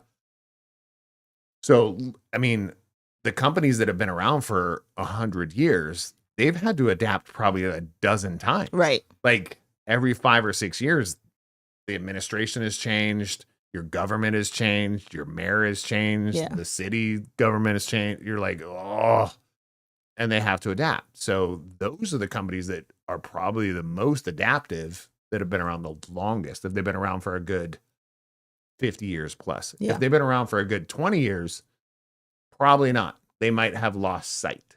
So I feel like I feel, here's my opinion. Okay. Your drive, I've never seen two human beings put more time and effort into human beings in their, I mean, we're talking to almost to a detriment. Yeah. It's almost to a detriment to where you will lose money. Yeah. To make sure that somebody that works for your company succeeds. Yes. And I've seen that over and over and over again. And I'm like, I don't know how you do it. You're purging money. Because you're putting more time and effort into one or two people that just don't quite get it. Yeah. I always hope it's gonna click. Because it costs so much money. Yeah. I think that's to the do thing. What you do. When you take the time to do all the things, you're purging money. Yeah. I was having this conversation with Becca. I was like, it's really hard when you're training people because what we're doing is the only time somebody will receive a training for something they have no idea what it is and then want you to pay them to train. It's insane. And I'm like, did you know that if you went to school to get an education, you would have to pay the school? Mm-hmm.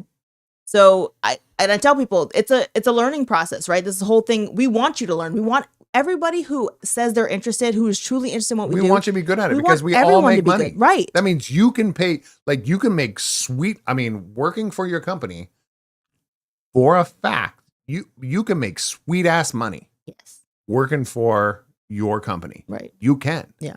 And you can make sweet ass money by them working for your company.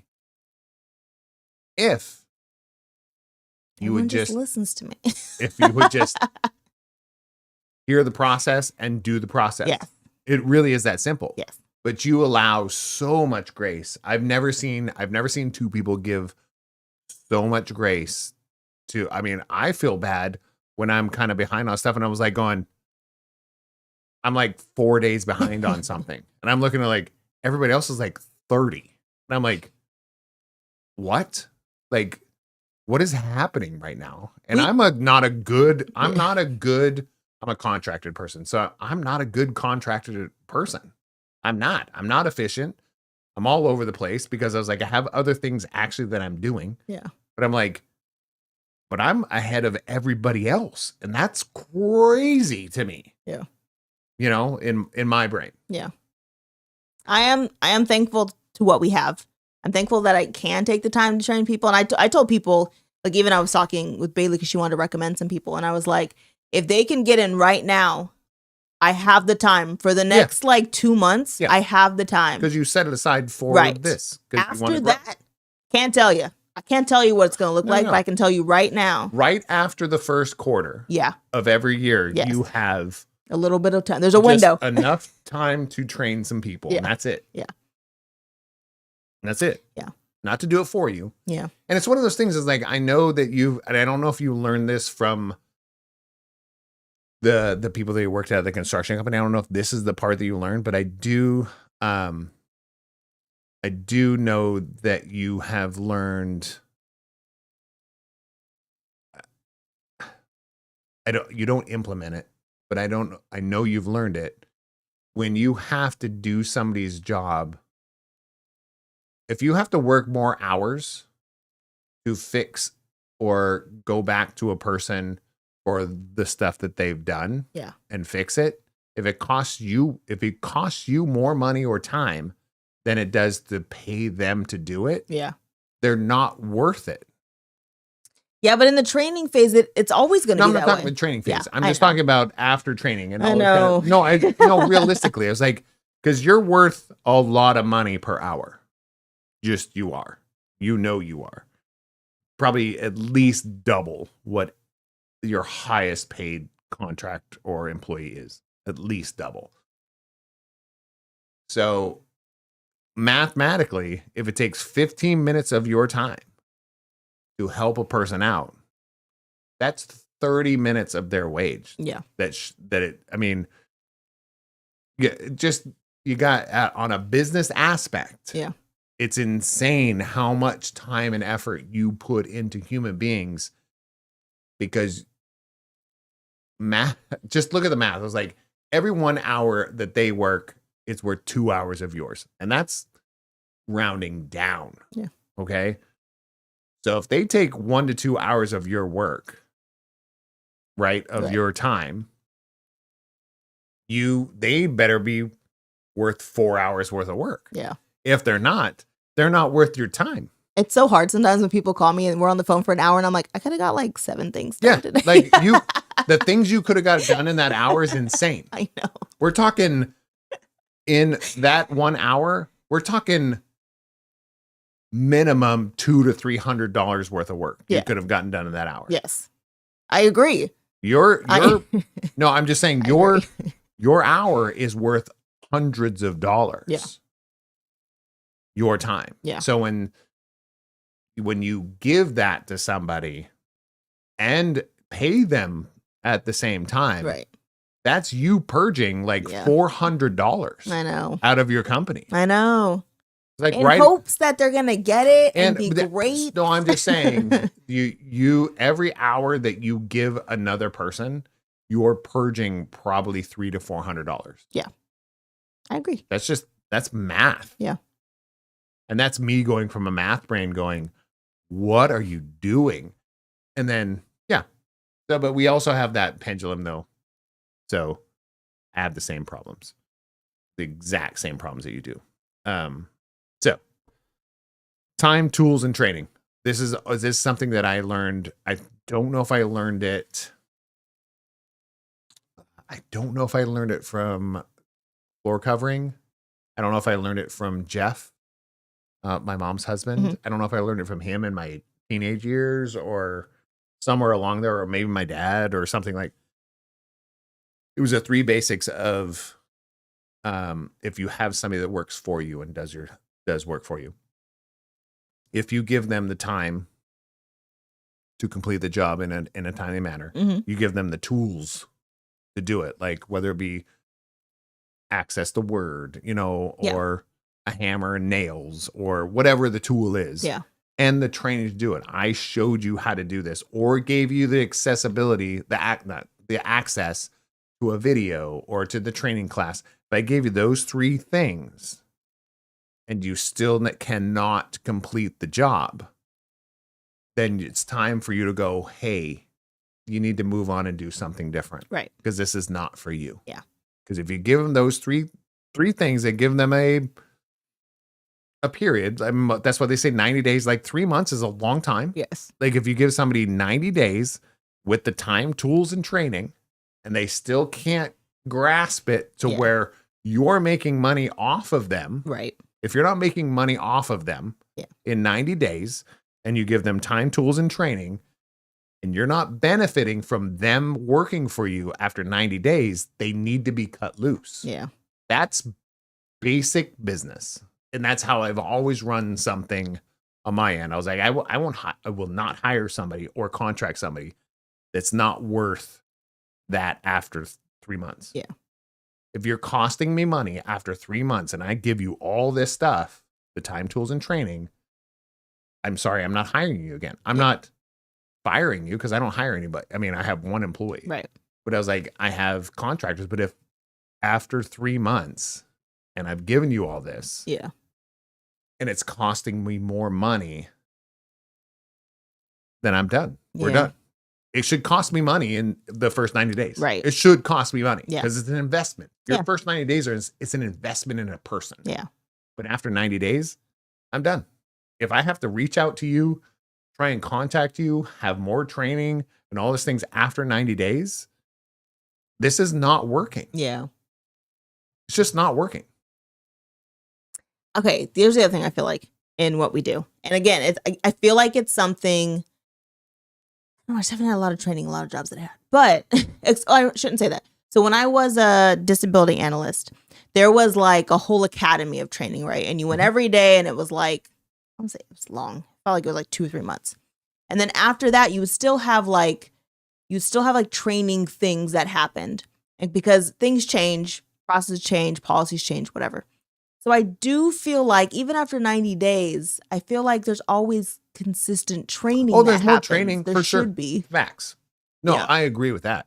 But but to me, it's people who think they know everything after 90 days and aren't willing to learn anything else. Well, then And then I'm like, then that's not going to work. it's never going to work. Yeah. Doesn't matter what job you're in. Yeah. It's never going to work. Doesn't matter how long you've been here. If you're coming into a company and somebody in management says, "Hey, we need you to do it this way," and you say, "That's not how I've ever done it, and that's not how I'm going to do it," you don't work here. No, you don't. You are more than willing to go find a place for somebody who works the way you want to work. Now, it's not this. I think it's a presentation thing. It was like, hey, I have some more efficient ways that we could be doing this. And they go, well, you've only been here 3 days. Yeah. I was like, okay, cool. Wait your 90 days, bro. Yeah. Like, prove yourself Yeah. that you can go do it under their way. And then go, guess what? I have a more efficient way on your 91st day, because I've done it. 91st day, I'd walk in and go, remember that thing I talked to you about? Here's what I want to present, and I have it presented to you. Yeah. And then, I mean, those are the people you want, right? I was like, you want those people that are always learning and have a fresh idea. Yeah. Now, if you've already tried that idea, like, great idea, but we implemented that like 3 years ago, and this was our result. Yeah. Did you have this type of result? You know, it's like, it's got to be we have what do we call it? A workforce right now, a current workforce that knows how to play Minecraft inside and out. Yeah. If you could use the functionality of Minecraft or what's the other one? Minecraft, Warcraft, League of World of Legends? Warcraft. Wow. Yeah. World of Warcraft. If Mhm. you could use the ideas and the cause and effect of these video games that you grew up on and understand those mechanics, if you can tweak them to understand how that can be related into a business, you're going to flourish. Yeah.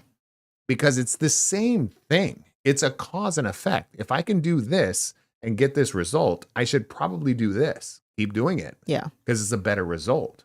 If I want to try something different that's a little risky, but I might get a good result, hey, give it a shot. But if it doesn't work, you go back to the other one. Yeah. That's flowchart game design 101. Yeah. So if you can understand how to do certain things in Minecraft and survive, if you can understand World of Warcraft, which is an older generation, I understand that.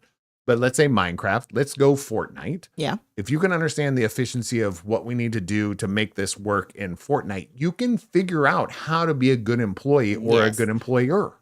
Yes. The tools are there. Yep. It's cause and effect. It's not, there's no calculus crazy algorithm in this. Yeah. It's trial and error.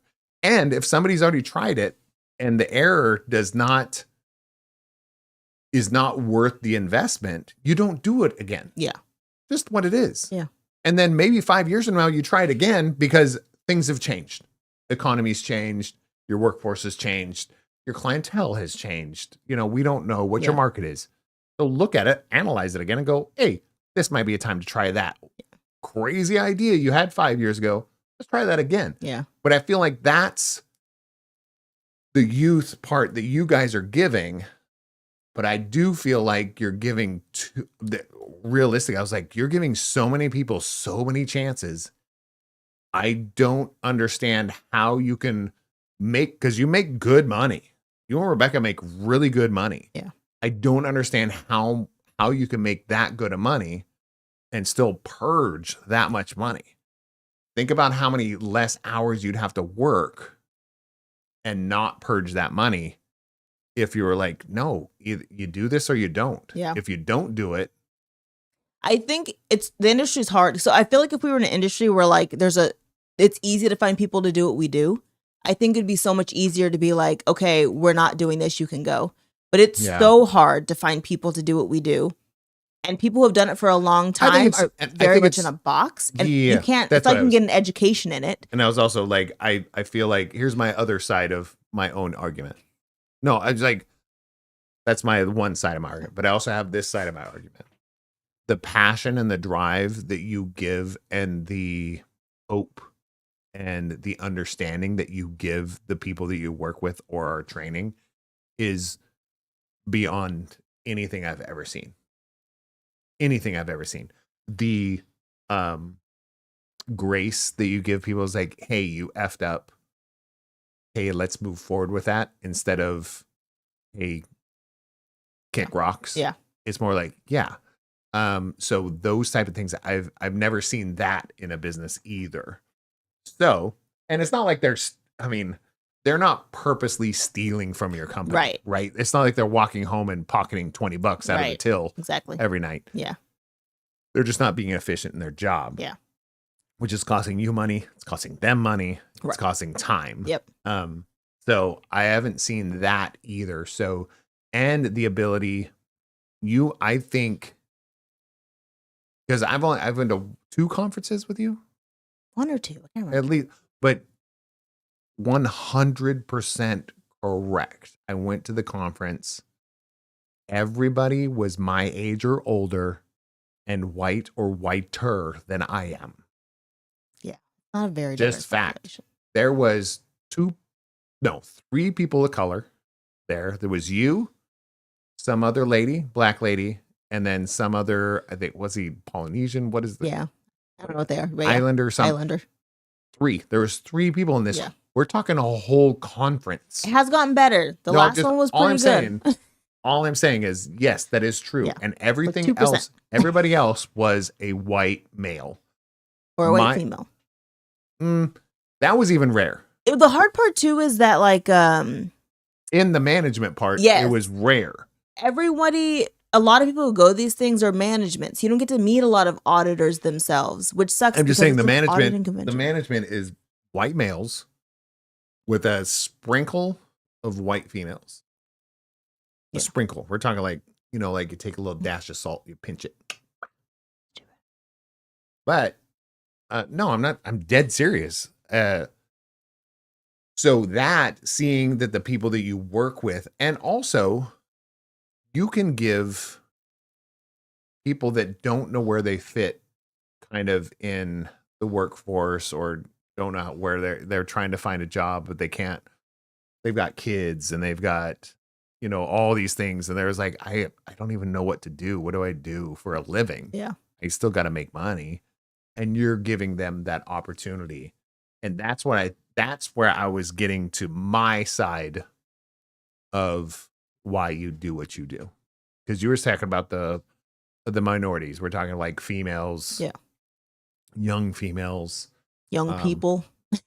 POCs, you know, just in general, people that just don't know what to do, because this can be a temporary job for them too. It does no harm, no foul for anybody. It doesn't hurt you if they did it for 6 months and did a great job and they moved on. You're like, cool, have a nice life. I haven't seen that. And I feel like that, to me, it gives me like this understanding of how much I love what you do, because you're giving people that really don't have a lot of a chance to succeed in business. In different areas, but they can. And learning the skills that you learn by doing what you do, like the auditing field, the skills are, you can take them anywhere. Again, and that's what brings it back to the first job, my first love, my first favorite job ever, as I feel like they took the time. Because when I started, I literally did I did filing for them after school, after high school, and that was my job. And then after I graduated, they're like, do you want to stay here? And I'm like, yes, please, because you guys are great and you pay me very well and you let me make breakfast with my mom here on Fridays. And I was like, and then when Becca got old enough to work, I was like, hey, can my sister come and work for us? And they said yes. And they're like, I said, I'm going on maternity leave. Can she be my backup? And they said yes. And she was terrible at it. But it was so nice that they. Do you think you and Rebecca's business bond stems from that? Probably. And that's why because we knew we could work together. Yeah, you know that you guys understand what you expect from each other. Probably. Yeah. Because I've never seen two people be so open about BS and open about mistakes and what's really good. Like the transparency and the honesty between you two as two business owners that own a company together. I've never seen that before in my life. Oh, that's nice. No, your transparency is perfection. Like you and her are never going to have an argument over money. No. Because it's just a fact to you guys. Yeah. You're never going to have an argument over who sucks and who's good. No. And you might differ in opinion. Right. But that's irrelevant. Yeah. I mean, I know she's a better artist than I am. But I don't think she would say that. But the transparency, I've never seen that. Like if you owned a bar, you would never have to have John Taffer come in. We would not. You'd never have to be rescued. I agree with that statement. Because you're like, this isn't working. She'd be like, yeah, right? Yeah. We have a conversation all the time. Fix it. Let's fix it. Yeah. Not you fix it. Let's fix it. Yes. What do we do? She's like, hey, we're having a business meeting. Let's go get her toes done. So let's go do it. Yeah. So I just think that kind of thing. Yeah. So it's like when it comes to time, you give everybody that works for you more time than I've ever seen. Yeah. You've given them more tools than I've ever seen anybody give anybody. And I've seen that you've given them more resources and training than any industry I've ever seen.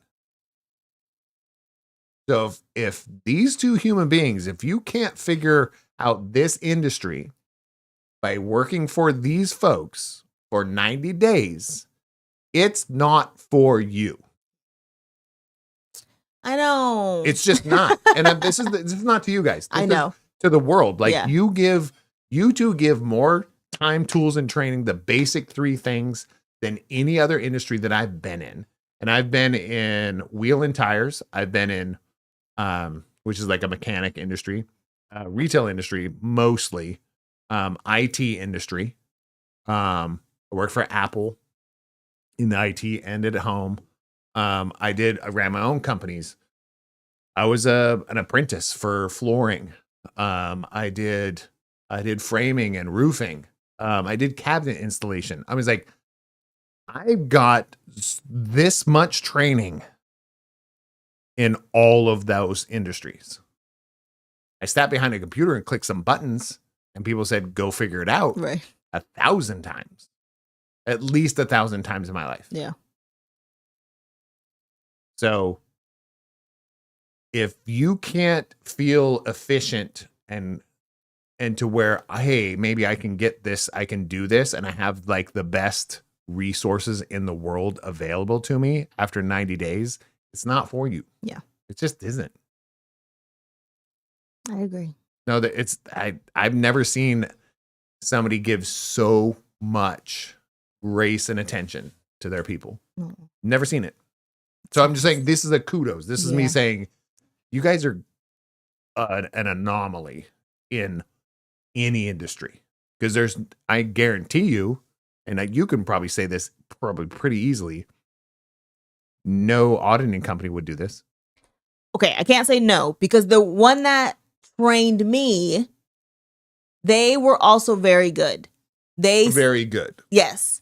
But I think that's how I learned on what I wanted to do. Yeah. So they were very, like, they would send somebody out when it was time for me to go do my, like, I would go on a ride along with somebody who was in the area, and then they'd send a trainer out with me to go to my audit, so make sure I knew what I was doing. The review team was very thorough, so that when I got something back, I'd have 27 things to fix. Yeah. Super overwhelming. Super overwhelming. Didn't know what I was doing. So I think that they did have a really good training program. I will never say that ours is better than theirs, because they had a whole team of people. Right now it's just me. But they had a whole team of people, and I think that I base a lot of my trainings and the way I try to deal with my auditors a lot from them also, because I feel like they took a chance to teach me. I knew some things, but they took a chance to teach me, and I was like, I also appreciate that they were doing that for people. Yeah. So I think that's we don't want to talk about auditing on this podcast so much. But no, in general. But I was just saying in general, Business like in general. I've realistically, when it comes to this job is crap or this job sucks, auditing is not fun. Your job, like herding kittens, which is what my employee does for a living. The physical on a piece of paper sucks, but the rewards of it are through the roof on both ends. Like the things that you can do, the freedom that you have for hours, for years. Yeah. For mine, you get to learn with human beings, get to understand people's psyches, their social skills. Yeah. Experience all those things. You've been out. Psyches and social skills. Some people got them, some people don't. I know how to fake it, so I'm good at it. Yeah. I go in and I can kill it. No, because I was so bad at it when I was younger. I was so bad at social skills that I learned enough to where I can understand where other people are coming from. And I was like, I can nip this dissension, or was it dissension? Whatever it is. This disconnect, I can nip it before it even happens. Yeah. I could just get rid of it, because I know I'm walking into a building with people that don't want me there, that didn't want to give me stuff, didn't want to do. So I was like, I'm going to get rid of that right off the bat. You know what I think is interesting? Again, I'm not going to apply it to my field, but just in general, I feel like people have lost the ability to disarm somebody. Yeah. Disarming, because that's what it is. Because they don't see them in person. People don't know how to disarm on the phone, and I feel like if more people met each other face to face, their ability to disarm when they're on the phone would increase significantly. But because they never have that opportunity, they don't know how to. They get on the phone and someone's yelling at them, and they're like, "Oh my gosh, why are you so upset?" And by the end of the phone call, everyone's upset.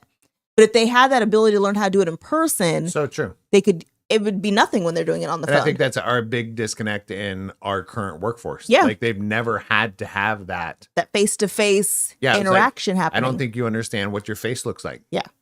We have that with multiple people in our life. Yeah. You don't understand what your face looks like right now. Yes. Like you're not, when you're talking to a person, you can see when you're upset. Yeah. You can feel it. You can read it in an email. Yes. Don't read too much into it. Right.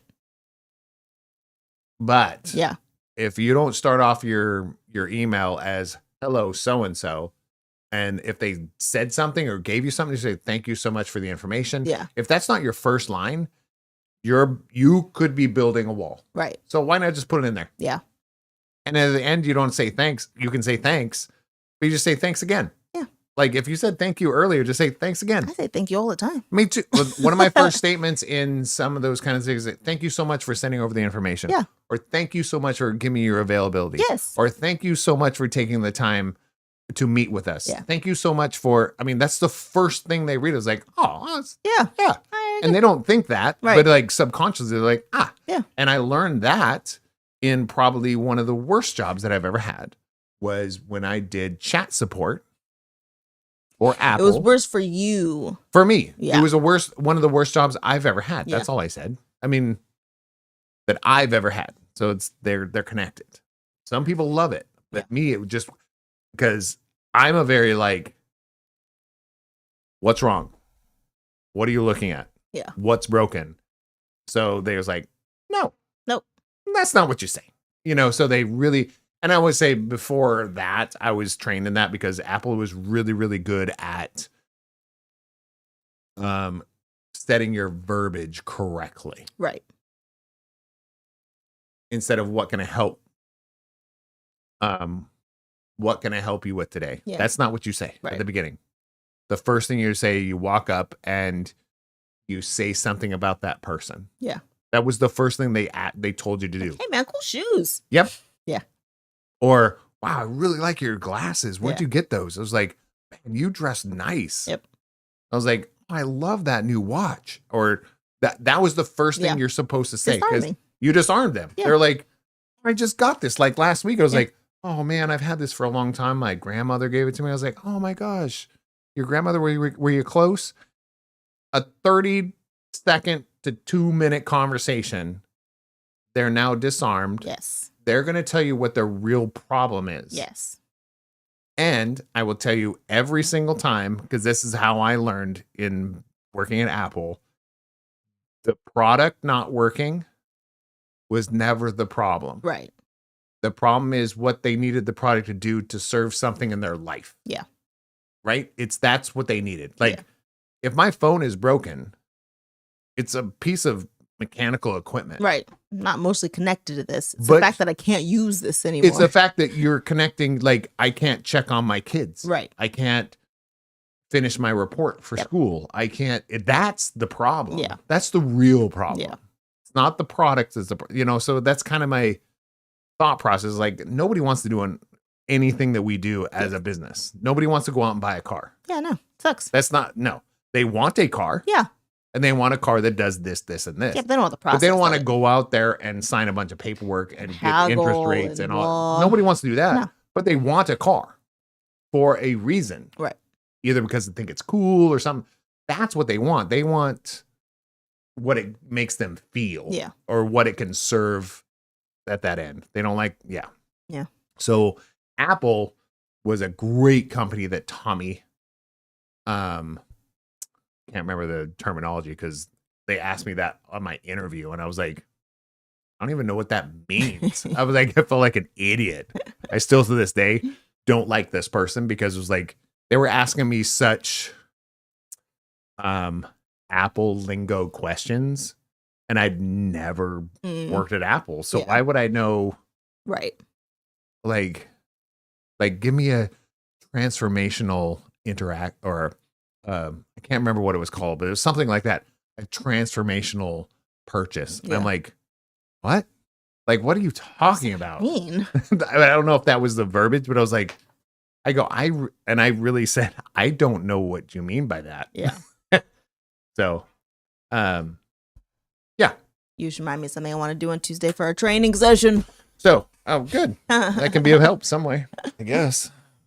Good chat, honey. Good you don't chat. ask my help, even though I've been a trainer. I've asked your help all the time. I've been a trainer. Every company I've ever worked for, I've been a trainer. Okay. Every company. We've had conversations about training all the time. I mean, every company. I'm not going to have you train them because you don't know how to do auditing. Yeah, true. But I can structure your training. Again. Okay. Hey, newsers. I'm saying I've done training every single company I've ever worked for, whether it be management, like full management, like store management, middle management, even just an employee. They've had me either do the training or create the training program. Every single company. from Home Depot to Apple, the rent roll to they've all asked me to do it. I never volunteered. They just said, "Hey, you're already doing this kinda." Yeah. And I was like, "Yeah, this is what I do. I'm good at." And I'm better at building the training program than being the trainer. That's fact. I'm not a great trainer. I'm not. I'm a trainer to people I'm a train the trainer kind of. I'm a good train the trainer. I'm not a good trainer. Does that make sense? Yes. Because I'm very condescending. Yeah. But if you're already a trainer, I was like, you should already know this. I could be condescending to you. No, it's like, you should already know this. Have you read over the thing? I was like, no. I was like, well, then why are we here? Yeah. It was like, you need to, I'm a train the trainer kind of guy. Yeah. So that was really good. I enjoy that. Question of everyone out there, if you do watch this, what job to you is or was crap? You're going, man, that was the worst job I ever had. Or this is currently the worst job I've ever had. Right. Are you learning something?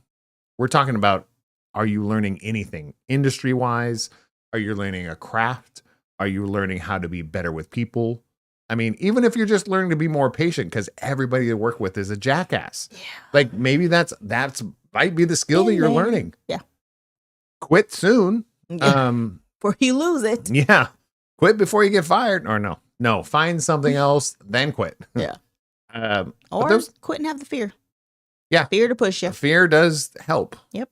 Fear does help. But it also can let you, it can cause you to compromise. That's true. You start getting desperate. So my last comment. If you're still here, which I don't think anybody is, but that's fine. It was, you were talking about disconnect and those types of things, like a high level job or doing what I was saying. If you truly want, it's going to be, if you really want to truly disconnect and be like it is to be the common person, right? Go to work in a fast food restaurant. Just go and work in one. Mm-hmm. And do not post about it. Oh, yeah, that's good. Don't tell anybody. Yeah. Just go do it. Just go do it. I mean, tell your wife, or I was like, tell your significant other or something. So they at least know where you're at. Yeah. Otherwise, somebody you're missing. Oh, I have a random thought. No, but it's like, seriously, let me finish that. It was like, okay. Be very adamant. I was like, think about that for a second. If you have the time and you can do it, because I guarantee you, if you're a high level employee, you'd be a good employee. Don't give them suggestions. Just go in there, do the job.